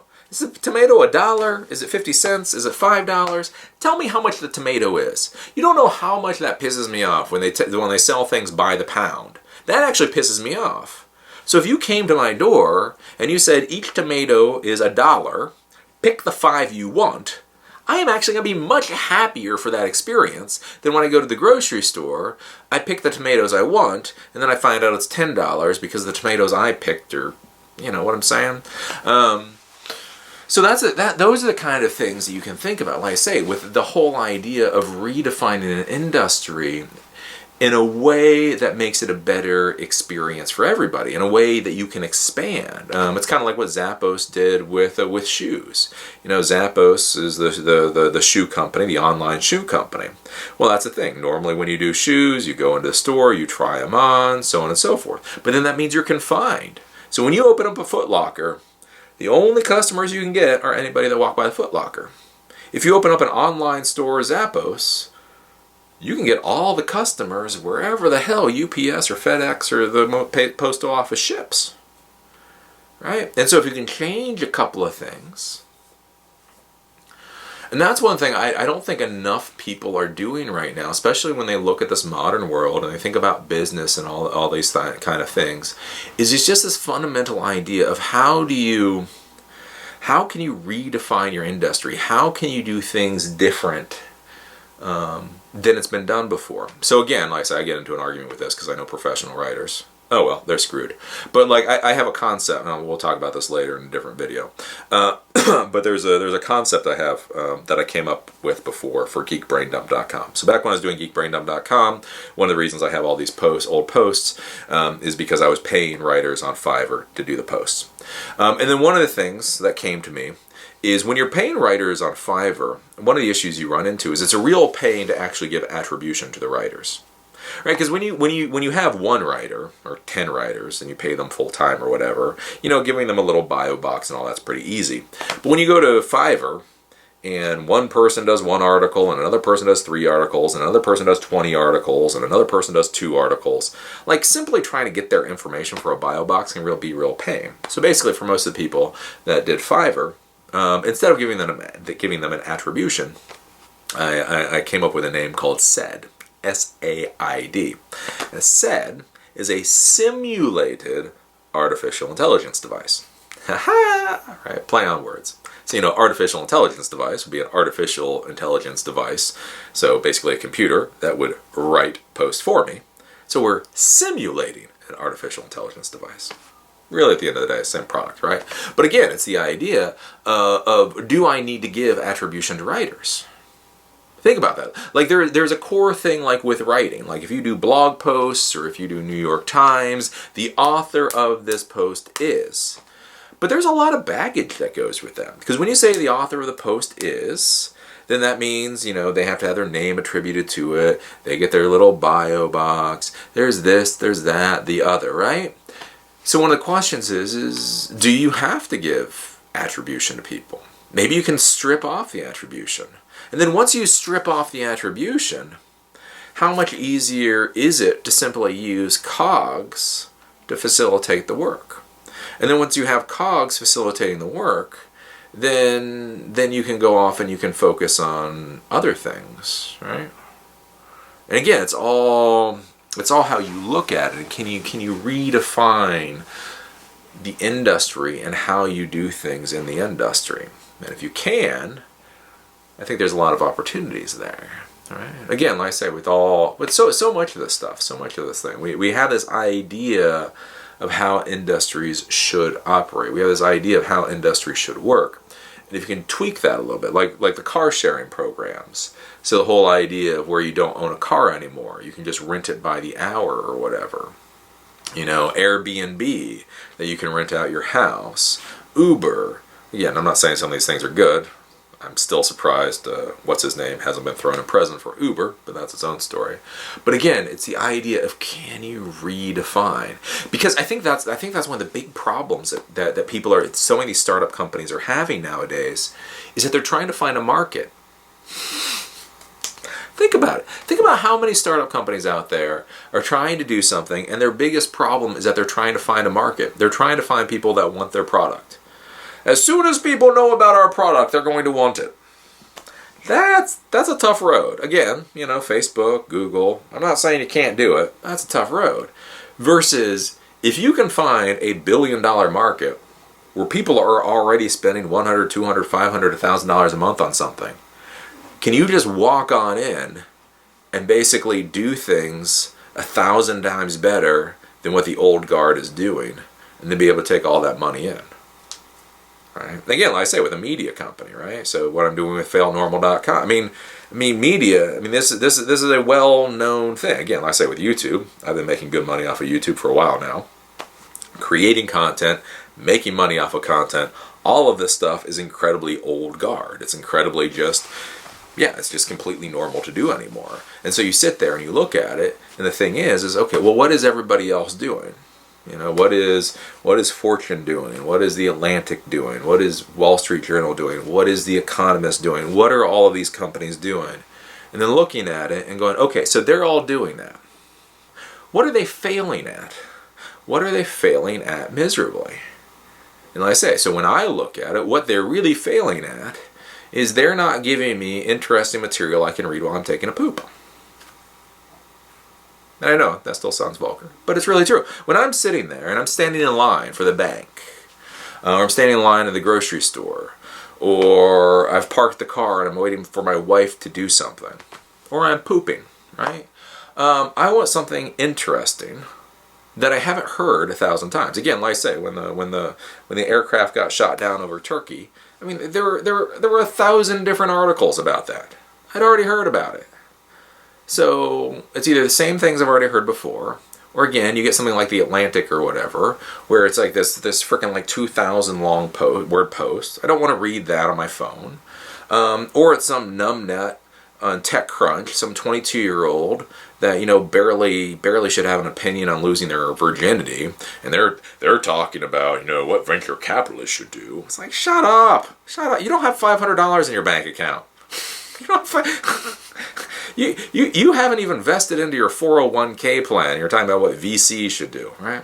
And so that's where you look at it. It's like, hey, could you redefine? Could you kind of redefine what the news is? So if an aircraft gets shot down over Turkey, talk about that type of aircraft. Talk about the anti-aircraft system that shot them down.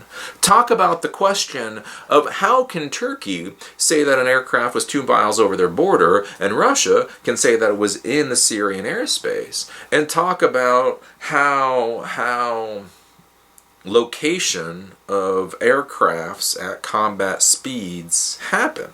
And could both parties be right? How are borders set? Again, there's all of this really interesting information that can be talked about that would really put these stories into a much, much, much different context. But, you know, then you'd have to fucking think. You'd have to, like, spend 5 minutes thinking about it. You'd actually have to care about the material, right? You know, that's the thing. Like, with so many of these writers, when like I say, a Russian jet gets shot down over Turkey, they're not thinking about the implementations. They're not thinking about Turkey is a member of NATO. If a member of NATO is attacked, it is the requirement of all other members of NATO to respond. And you're not thinking about Erdogan. No offense to Erdogan, but you're not thinking about Erdogan is trying to solidify his political hold over Turkey. One way you can solidify a political hold over a country is by putting them into a militaristic war stance. So Erdogan may, in a politically legitimate way, have a reason to shoot down a Russian aircraft in order to create an emergency so that NATO steps in, so that he solidifies his political position within the country. And then you have to think about, holy crap, does that mean we could literally go to war with Russia because some other president of a country is pulling political crap? I mean, think about all of those things that can be written about. And like I say, it's whatever. But again, and so again, that's the whole idea of, like I say, trying to redefine an industry so that you can provide something that nobody else is providing. So you go into an industry where there's a lot of money, and then you focus on a specific niche of that industry where there's essentially zero competition. Again, I'm one of those capitalists that believes in no competition. I believe if there's real competition in what you're doing, you should do something else. Again, as a consumer, I fully believe in competition.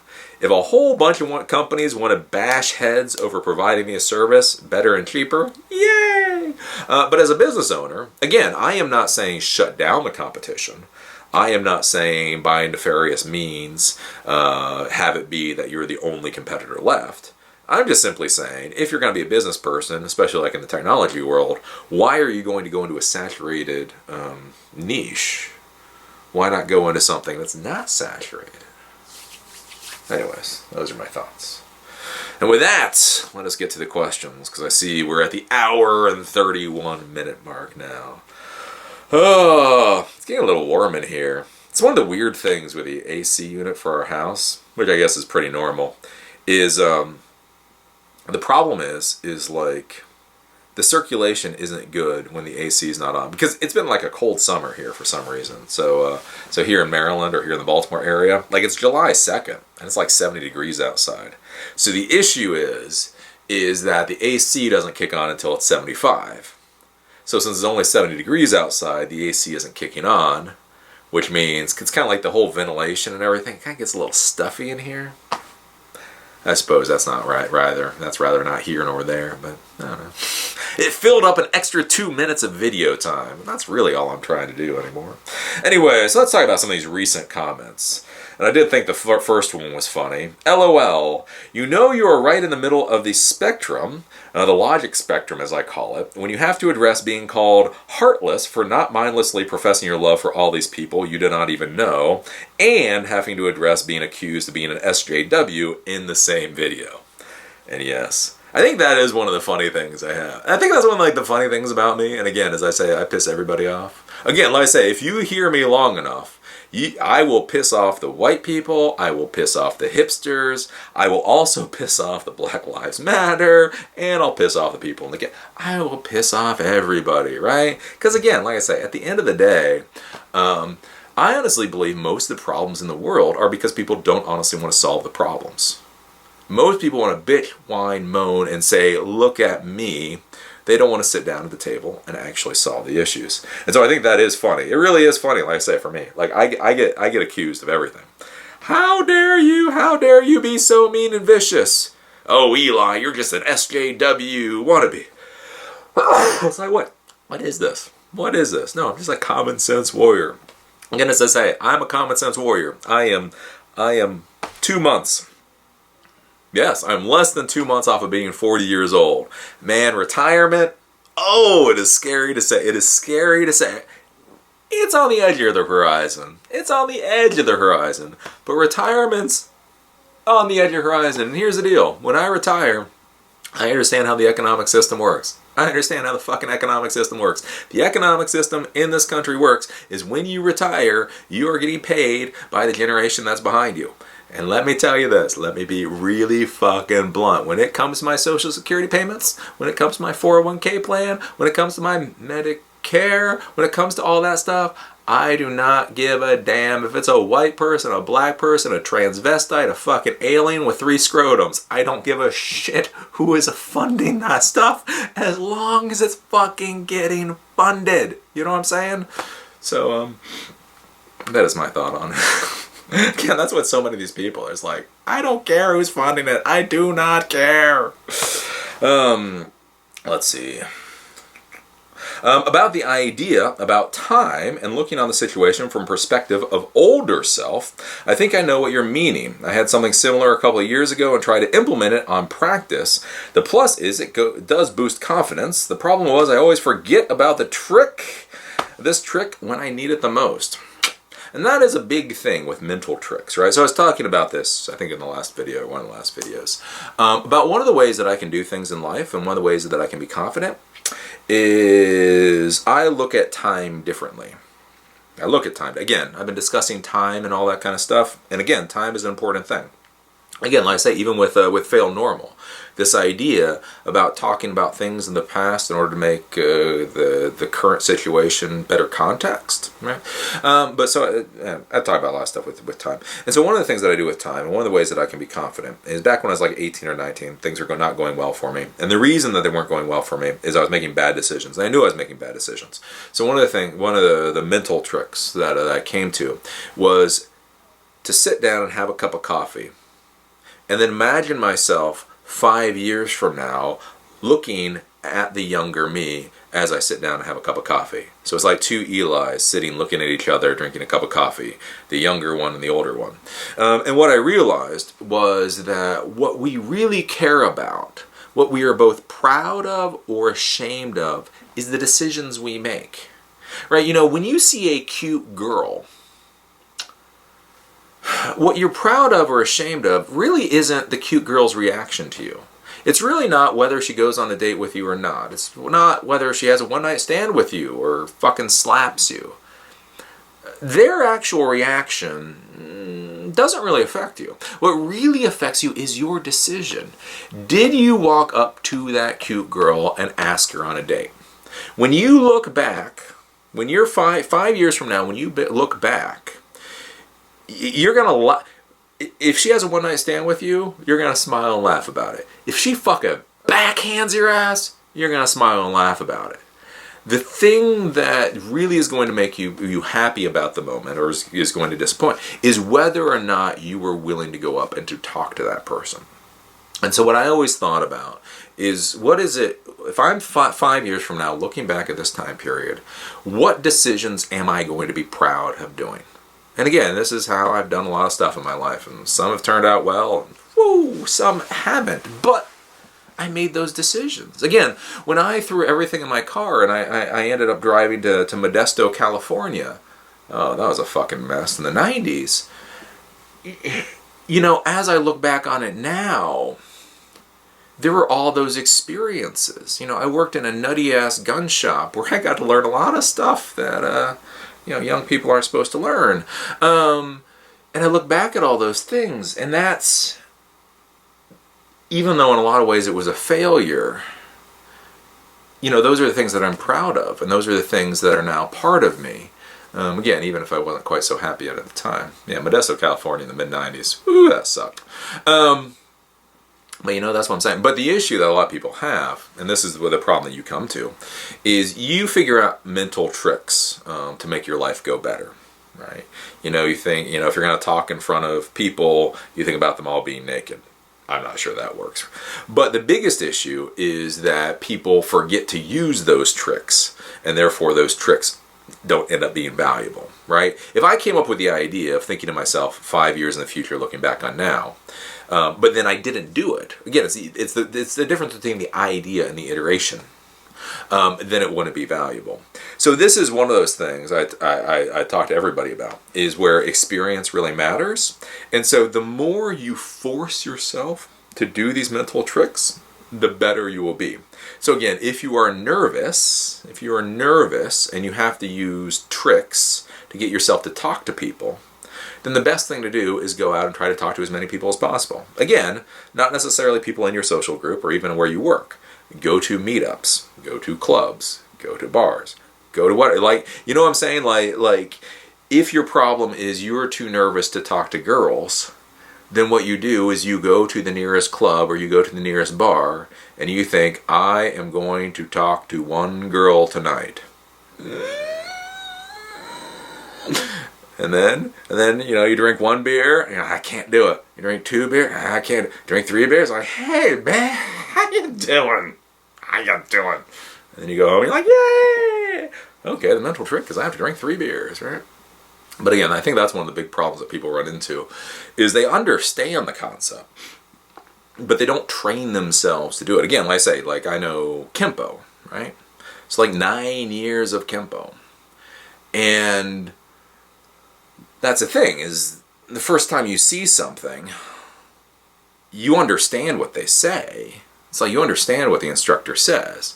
Okay, so somebody pushes you here, somebody pushes you here, your shoulder goes that way, and then your palm goes into their elbow and breaks it, right? So somebody pushes you, but then it's the 1,000 iterations. It's 1,000 iterations. So you get to the point where somebody goes to push you, and before their hand has even touched you, you're actually grabbing them, bringing them into you, and breaking their elbow. But again, it's doing that. It's doing it 1,000 times. It's not simply understanding what needs to be done. It's getting to the point where you simply react. When somebody does something, you're already moving. And again, that's why I like Kempo as a martial art. I know there's a lot of like BJJ folks out there, and no Taekwondo. Everybody laughs. We can all come together. All martial artists can come together to laugh at Taekwondo. And we can all laugh at Taekwondo because so many of us took it as our first martial art. Because it's like McDonald's. Like Taekwondo is like McDonald's. It's like everywhere. And it sucks everywhere. So we can all come together. But again, one of the reasons I like Kempo over some of these other things is because it's just the reaction. It's the reaction. It's the reaction. For Kempo, every belt level, you learn 15 techniques.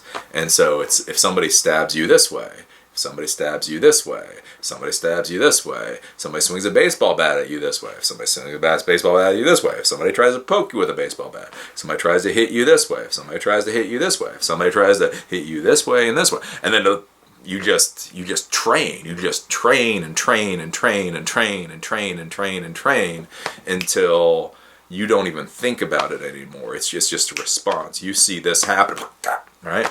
It's like, okay, that goes, that goes, that goes, that goes, that goes, that goes, that goes. Oh, let's kick their eyes. Anyways. But Kempo's a good martial art. I would let Eli stab me with a soup spoon. I need a soup spoon. Thought there was only one type. This was actually an interesting comment. Because until somebody does a smart-ass comment like this, you don't realize how many spoons there are in the world. I actually did a Google search for spoons, so I was talking about that before. Like again, like one of the things, like with defense, especially in this modern YouTube world, is to make it clear, I am most likely scarier than you. Well, because again, we run into this problem, especially as YouTubers, is a lot of YouTubers are kind of butterballs. Oh, they're cute, they're nice, whatever, they're wonderful, scratching behind the ears. But it's like Barnacules. Yeah, Barnacules is about as scary as a Stay Puft. You know what I'm saying? Like a normal size Stay Puft. Great guy. And unfortunately, like I say, is I think a lot of people like him get abuse, like in Chris Prillo or Barnacules, or a lot of these folks get abuse because they come across as people that, you know, not exactly gonna stab you with a soup spoon. So as I've talked about before, especially with people swatting and all this kind of weird stuff right now, just realize, again, it's the real world. If you walk up behind me and pull the trigger, I'm fucked. On the other hand, if you walk up in front of me and I have 1-2 seconds to react, might not go well for you. And I've talked about that, where I will take a fucking soup spoon. Again, I will defend myself, I will defend my family, and if all I've got is a fucking soup spoon, I will use a soup spoon to do it. But again, I was talking about that before, and then somebody makes this ironic thing. I would let you stab me with a soup spoon. How many spoons are there? And I did a Google search today to find out how many soup spoons, or how many types of spoons there are, and there is an insane number of spoons. Again, things you would not know until you do random searches. There is just a crap ton of different spoons out there. There's egg spoons, and salt spoons, and caviar spoons. There's like 50 fucking different types of spoons. Because I was going to be a smartass for this guy and say, well, there's a teaspoon and a soup spoon. I didn't really realize, so I did a Google search. And there's like 50 different types of spoons. So I will admit my own weakness. If you catch me and all I have is a salt spoon, I'm probably screwed. I'm not really sure what you're supposed to do with salt spoons. Salt spoons are like these little spoons. They're like literally, they're like the entire spoon is that long. It's got like this teeny little head to it. So I will say, on the track, they'll be sitting there looking at my dead body, be like, oh, but what happened? What happened? I thought he could defend himself. And then the detective would look up and say, he could have defended himself. He was a strong man. But that assassin came up, and all Eli had on him at the time was a salt spoon. It was over. So anyways, it is interesting. You go out there and you research things. There's all kinds of spoons. All kinds of spoons. So I'm going to tell you. I'll put it out there right now. If I've got a soup spoon, motherfucker, you're mine. If I got a salt spoon, I give up. I don't know. I'm just burning up time here. But it is one of those things, like I say, is I know a lot of people think I come off rough on here. But again, I've talked with other YouTubers that get real death threats. I get to talk with other YouTubers, I get death threats, get all kinds of nasty stuff happening. Again, there was that one YouTube singer that just got shot. So I know some people think I come off like whatever on here, but again, understand, I did not start out on YouTube. This is not where the fuck I ever thought I would end up. And so I take things like security seriously. Again, personal protection specialist, sergeant, National Search and Rescue School, all kinds of things back here. Again, you come up behind me and pull the trigger, I'm fucked. But anyways, I think one of the reasons why people are getting tired of hearing about Lewis on your channel is he who shall not be named. He does the same type of content as on here, and it's feeling like a fanboy when it's someone else talking about someone all the time. You got people like me who can't figure out marketing on YouTube, and basically you are driving people to his channel. So it's like, what the fuck? Why is he the only channel you regularly give him viewers subs? I wouldn't even know about him if it wasn't because you talk about him. Oh, yes. He does the same type of content as on here. Sort of, I guess. It feels like a fanboy when you're talking about him all the time. Yeah, again, as I say with the whole Lewis thing, I really didn't mean to talk about Lewis that much. It was ironic. Like, I started talking about him a little bit, and then just a lot of things just happened to him at once, right? Over the past 2 months. So I did the bet with Lewis, like 2 months ago. And honestly, I figured that was a throwaway video. Again, I had 4,000 subscribers. At the time, he had 50,000 subscribers. I thought there was like zero SEO value on that video at all. It was so ironic. It's so ironic. We're like 2 months later now I'm being told, oh, you're just trying to get onto his rising star. It's like, you do know I have a channel with 712,000 subscribers, right? But anyways, basically when I talked about Lewis way back when, I thought it was a throwaway thing. I thought it was like, again, I do a video every day. You gotta fucking talk about something in a video. So I figured, okay, that was one throwaway video. But he's had a lot of things happen, like in a very short order. So, he had that whole thing with Linus Tech Tips, where Linus Tech Tips did a video. He called out Linus, and then Linus showed up at his store, which is a very interesting thing, again, about the whole YouTube world and how that works. Then he wound up being in Reddit. Then he was fighting for the right to repair bill in the Senate. Then, I think he wound up on Reddit twice into the AMA. And then he boosted. He went from, 150. He went from like 50,000 subscribers when I made that goofy ass video. He's up to like 181,000 subscribers now. And then he's getting into this whole kerfuffle with Apple. So the thing with Lewis is, and that's one of the problems you run into sometimes, is just a tremendous amount of very interesting things happen to him very quickly.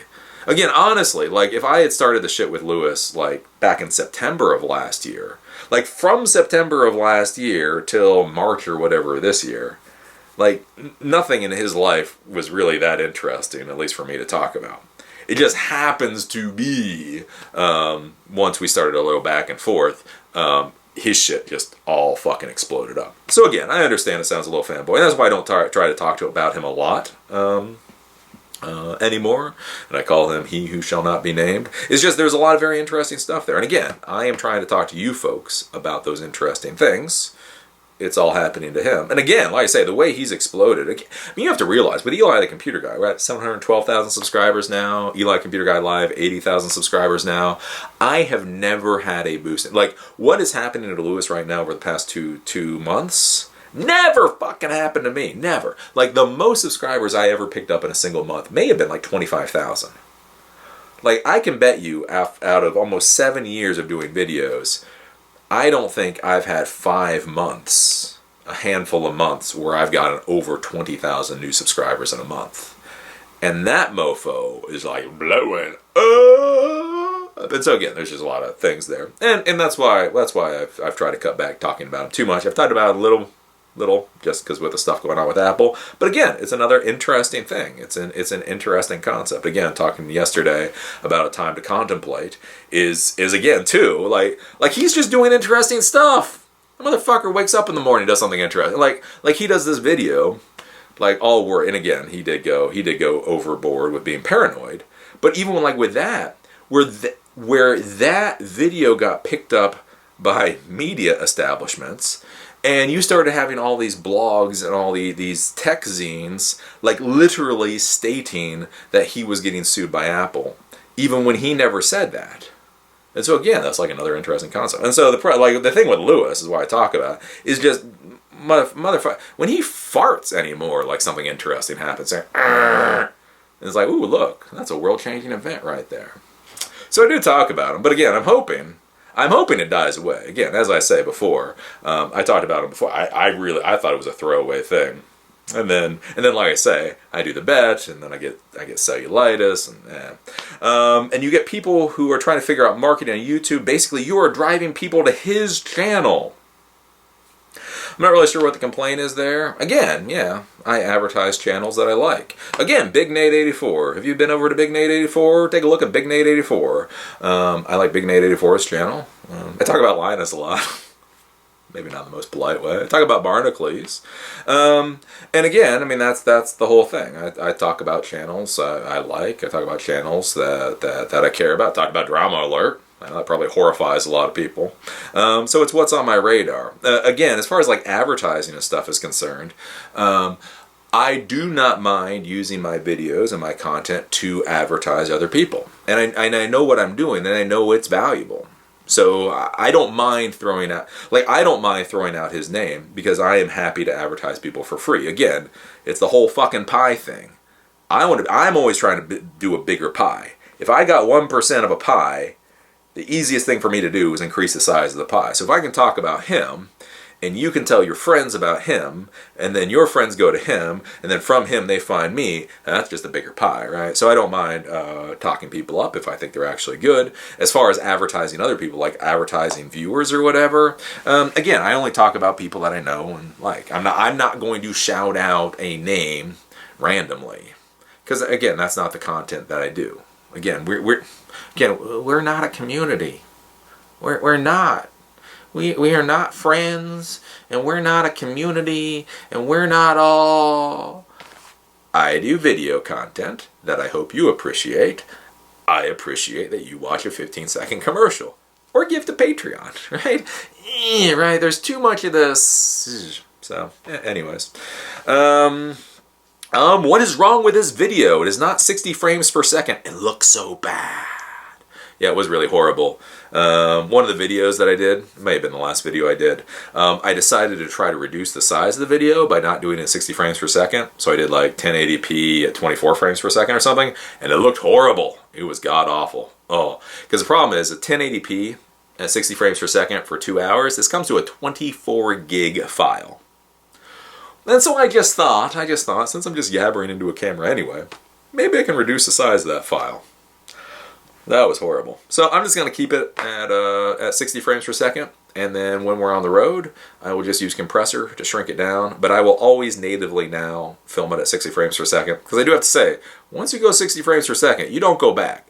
It's beautiful. It is beautiful. Kind of like going to 60 frames per second kind of reminds me when I first got a SATA hard drive back in the day. Like a SATA, not an SSD, a SATA hard drive. Because back in the day, you know, they're like, get more RAM and get a better processor, all that kind of stuff. And I did. I had a computer, had a P4 3-point-something gigahertz processor, had all this RAM, and it still was just like dog slow. And it had a IDE connector, and it had a SATA connector, and had an old IDE hard drive in there. And then whatever reason, I was upgrading the hard drive, so I bought a SATA hard drive. I'm like, who the hell cares? I threw that SATA in. It was like, oh my golly, it's amazing. And I feel that way with like 60 frames per second. Like literally, like I could do 4K or I could do 1080p 60 frames per second. And I have to say, like I did 4K videos, not so good. 1080p 60 frames per second is like that SATA moment. Oh, I didn't realize. Wow, the contempt towards me as a viewer is felt strong there. Yes, I have contempt for my viewers. It's not really contempt for my viewers. As I say, my buddy Ron, I was sitting there talking with Ron a couple years ago, and we were talking about viewers. And he was like, yeah, it doesn't really seem like you like your viewers. I'm like, I don't. What do you want me to say? Again, I'm trying to break down. I'm trying to build up the wall. Other people are trying to break down the wall. I'm trying to build up the wall.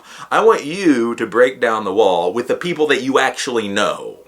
Start treating your CEO like a human being. Start treating your secretary like a human being. Start treating your spouse like a human being, and your life will go better. Treat me like some weird fucking... I am a simulated artificial intelligence device. I do not have emotions. There we go. If you want to make 2-hour-long videos, you better do some timestamps. Blase, blase, blase, blase. I'm not going to do timestamps on any of my videos, because again, this is a talk show. Again, I have built this, kind of like I did the Daily Blob before, as a talk show. The product that I'm giving is a talk show. You are going to listen to me for 2 hours, or you're not going to listen to me for 2 hours. But the product I'm creating for a talk show, because again, people say like, oh, you need to put timestamps in there or whatever, and I don't want to put timestamps in there, because I don't want random people. I really don't want random people. Like at some point, because I don't think Patreon is going to pay me that much, I'm going to go for sponsors. And what sponsors want is sponsors want to see a solid viewer base. I want to show them, you know, this is how many thousands of views I get per video. If I get 10,000 views per video, every video I put out, that is worth bank for sponsors. Just 10,000 to be honest, as long as I do it daily. What I don't want, what is worthless to me, truly worthless to me, is if I get 100,000 views on one video, and 2,000 views on another video, and 50,000 views on one video, and 7,000 views on another, that's fucking worthless to me. So again, this is one of those things you have to think about with like clients and customers, is weeding out the ones you don't want. So if you don't want a 2-hour talk show, hey, no harm, no foul. I'm not saying anything bad against you. I'm just saying I want people that are coming here for the 2-hour talk show. What I want is high view times and consistency. Consistency and high view times is what pays my bills. Timestamps, that just is not going to work out. I want you since I'm 16 and I'm now 20 from China. Yay! I have Chinese people. It's one of the sad things with modern trade policy is like nobody ever talks about like content trade. Like if you look at like my analytics map, like China is just a big ass black hole. I wish I could talk with the Chinese people. And I guess the final one today. Eli, overall, I like most of your videos and appreciate all the info about the real world, but please, please not try to use the word fuck here or motherfucker. You are a professional. Keep it in the high level that you deserve. Fuck that. Again, when I'm doing these videos, I'm just spitting it real. And this is how I talk. I swear in the real world. Again, completely understand if you don't want to hear it, but this is how I am. Again, when I did videos, like when I did training videos, educational videos, I didn't swear there, because there's no reason to swear when I'm talking about TCP/IP. When I'm talking about TCP/IP ports, there's no reason to throw an F-bomb in there. When I'm talking about the fucking Brexit, if I'm talking about Erdogan trying to get NATO into a confrontation in order to solidify his political stance, I'm going to say fuck. I'm going to say fuck, because it's really fucking fucked up. You know what I'm saying? So I do get complaints from people talking about the whole swear worlds. And, yeah. I don't know. I swear. I swear. I don't know. The final thing, because I do have a couple, just like half a minute here. There's a whole big new thing with Keemstar. Oh, Keemstar. I don't know what to do about Keemstar anymore. I think Keemstar has jumped the shark for me. And here's a good lesson in YouTube world, and I think the world in general, is again, I don't really care if Keemstar is a nice person or a douche or an asshole or a fuckface. What I care about is that Drama Alert, under Keemstar's care, was a product that I found valuable. At this point, I don't know what the hell's going on with Keemstar anymore, and I really don't care. Apparently now, there's this whole thing where somebody is claiming that Keemstar doxed him on a live stream, and then he got swatted 5 times, and is basically calling Keemstar all kinds of nasty stuff. Fair enough. Keemstar has now come back to say that the person is a lying piece of crap, blase, blase, blase. Unfortunately, Keemstar is doing the tragic mistake in media. I remember I watched this movie a long time ago talking about these journalists who went in to deal with the Iraq War, and they said the number one lesson for them was that the journalists should never be the story. The journalist should never be the story. The story should always be whatever the hell, the bombing, Saddam Hussein, whatever else. And then I remember this one, the part of the video is like Saddam Hussein allowed them to come and like interview him or whatever, and then they come out of that, and then all of a sudden the other journalists swarm around them to ask what happened. And I remember like the head journalist being, holy shit, we became the story. We broke the cardinal rule of journalism, is we are now the story. We're no longer, right? And so I think with the whole Keemstar thing, again, whether he's a douche or an asshole or whatever else, is he's become the story. And as I said before, I don't care whether he's a douche or a victim. I don't care about Keemstar at all. I care about Drama Alert. Under Keemstar was a good product. I care about that product. Keemstar, outside of that, again, whether he is a saint or a sinner or somewhere in the middle, is rather irrelevant to me. And so unfortunately, I think Keemstar is giving himself his own death, because now he is just turning this into this just he said, she said, crappy spin. As I have said, because people say, well, what about the swatting and what about the doxing and all that kind of stuff? And here's the deal. Again, there are certain platforms and there are certain places for certain things. If any side has broken the law, by all means, they need to call law enforcement. They need to press charges, they need to sue, they need to use the judicial system. Again, I am not telling, what's his name, who's now doing the charges, that he shouldn't sue Keemstar or go after Keemstar legally. I'm not telling Keemstar shouldn't sue the other guy or go after them legally. But at this point, that is an entirely different platform than YouTube. Because again, the problem you run into with YouTube is with YouTube, You have people that say things on video because they feel like there's a wall, and they feel like they can say things on video that they want to say normally. So then a lot of stupid stuff comes out. You have people being able to, again, jump cut what other people say. Again, that's one of the reasons why I'm careful with the things that I say, is because I want to make it incredibly difficult for you folks to be able to jump cut anything to make it sound too horrible. Again, anything that you jump cut, I want any of my viewers to be like, yeah, that seems a little harsher than what Eli would normally say, but again, right? I'm not spitting the N-word. I'm not talking about tits and ass. I'm not talking about all these things so that you can jump cut it to the point it makes me, right? And so that's the thing, like I say, whether it's Keemstar or these other things, they're doing all these jump cuts and all this and that. And again, they show you the conversation they want you to see, like with Ethan and Hilla, with them getting sued by the bold guy. If you'll notice, like when they did the video about that, they showed the parts of the communication that they wanted to show. They didn't show the full stream. And again, if you get a full stream of information, it really changes the entire context, the entire frame of everything else you're reading. So what they do is they frame the conversation how they want you to see it. And again, like I say with Keemstar, I don't know if he's the victim. I don't know if he's the aggressor. I don't know any of this. Because again, I don't give a crap about Keemstar outside of Drama Alert. Keemstar Drama Alert makes a good thing. What I would say, and this is the warning for everybody out there, is now this is spinning into the thing that you do not want in YouTube. The thing that will kill you the quickest in YouTube is... it's boring.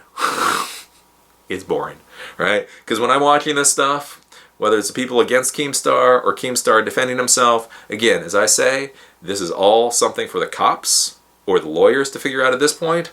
I have no place in the middle of this to care one way or the other, and so all they're doing is saying he shed, she shed. That seems really, really, really, really, really, really boring. So yeah, that's my thought on Keemstar. Darn it. I just defended him too. I defended you! I defended you! Oh well. Those are my thoughts for today. It is 6:36 my time here. So I wonder how many content. Are you a gnome too? I am a gnome. I am a gnome. I'm a gnome. Somebody's giving me crap, I guess, so I miss Keemstar. That's what I hate with these things. Like whether it's Keemstar or whether it's Lewis, I do a video talking about something, and then like a week later they do something stupid. And again, this is also the lesson in life for being careful with like saying what you say and what you support. And again, this is one of the reasons why you haven't heard me say I support Keemstar. Because as soon as I say oh no, you can jump cut that. No!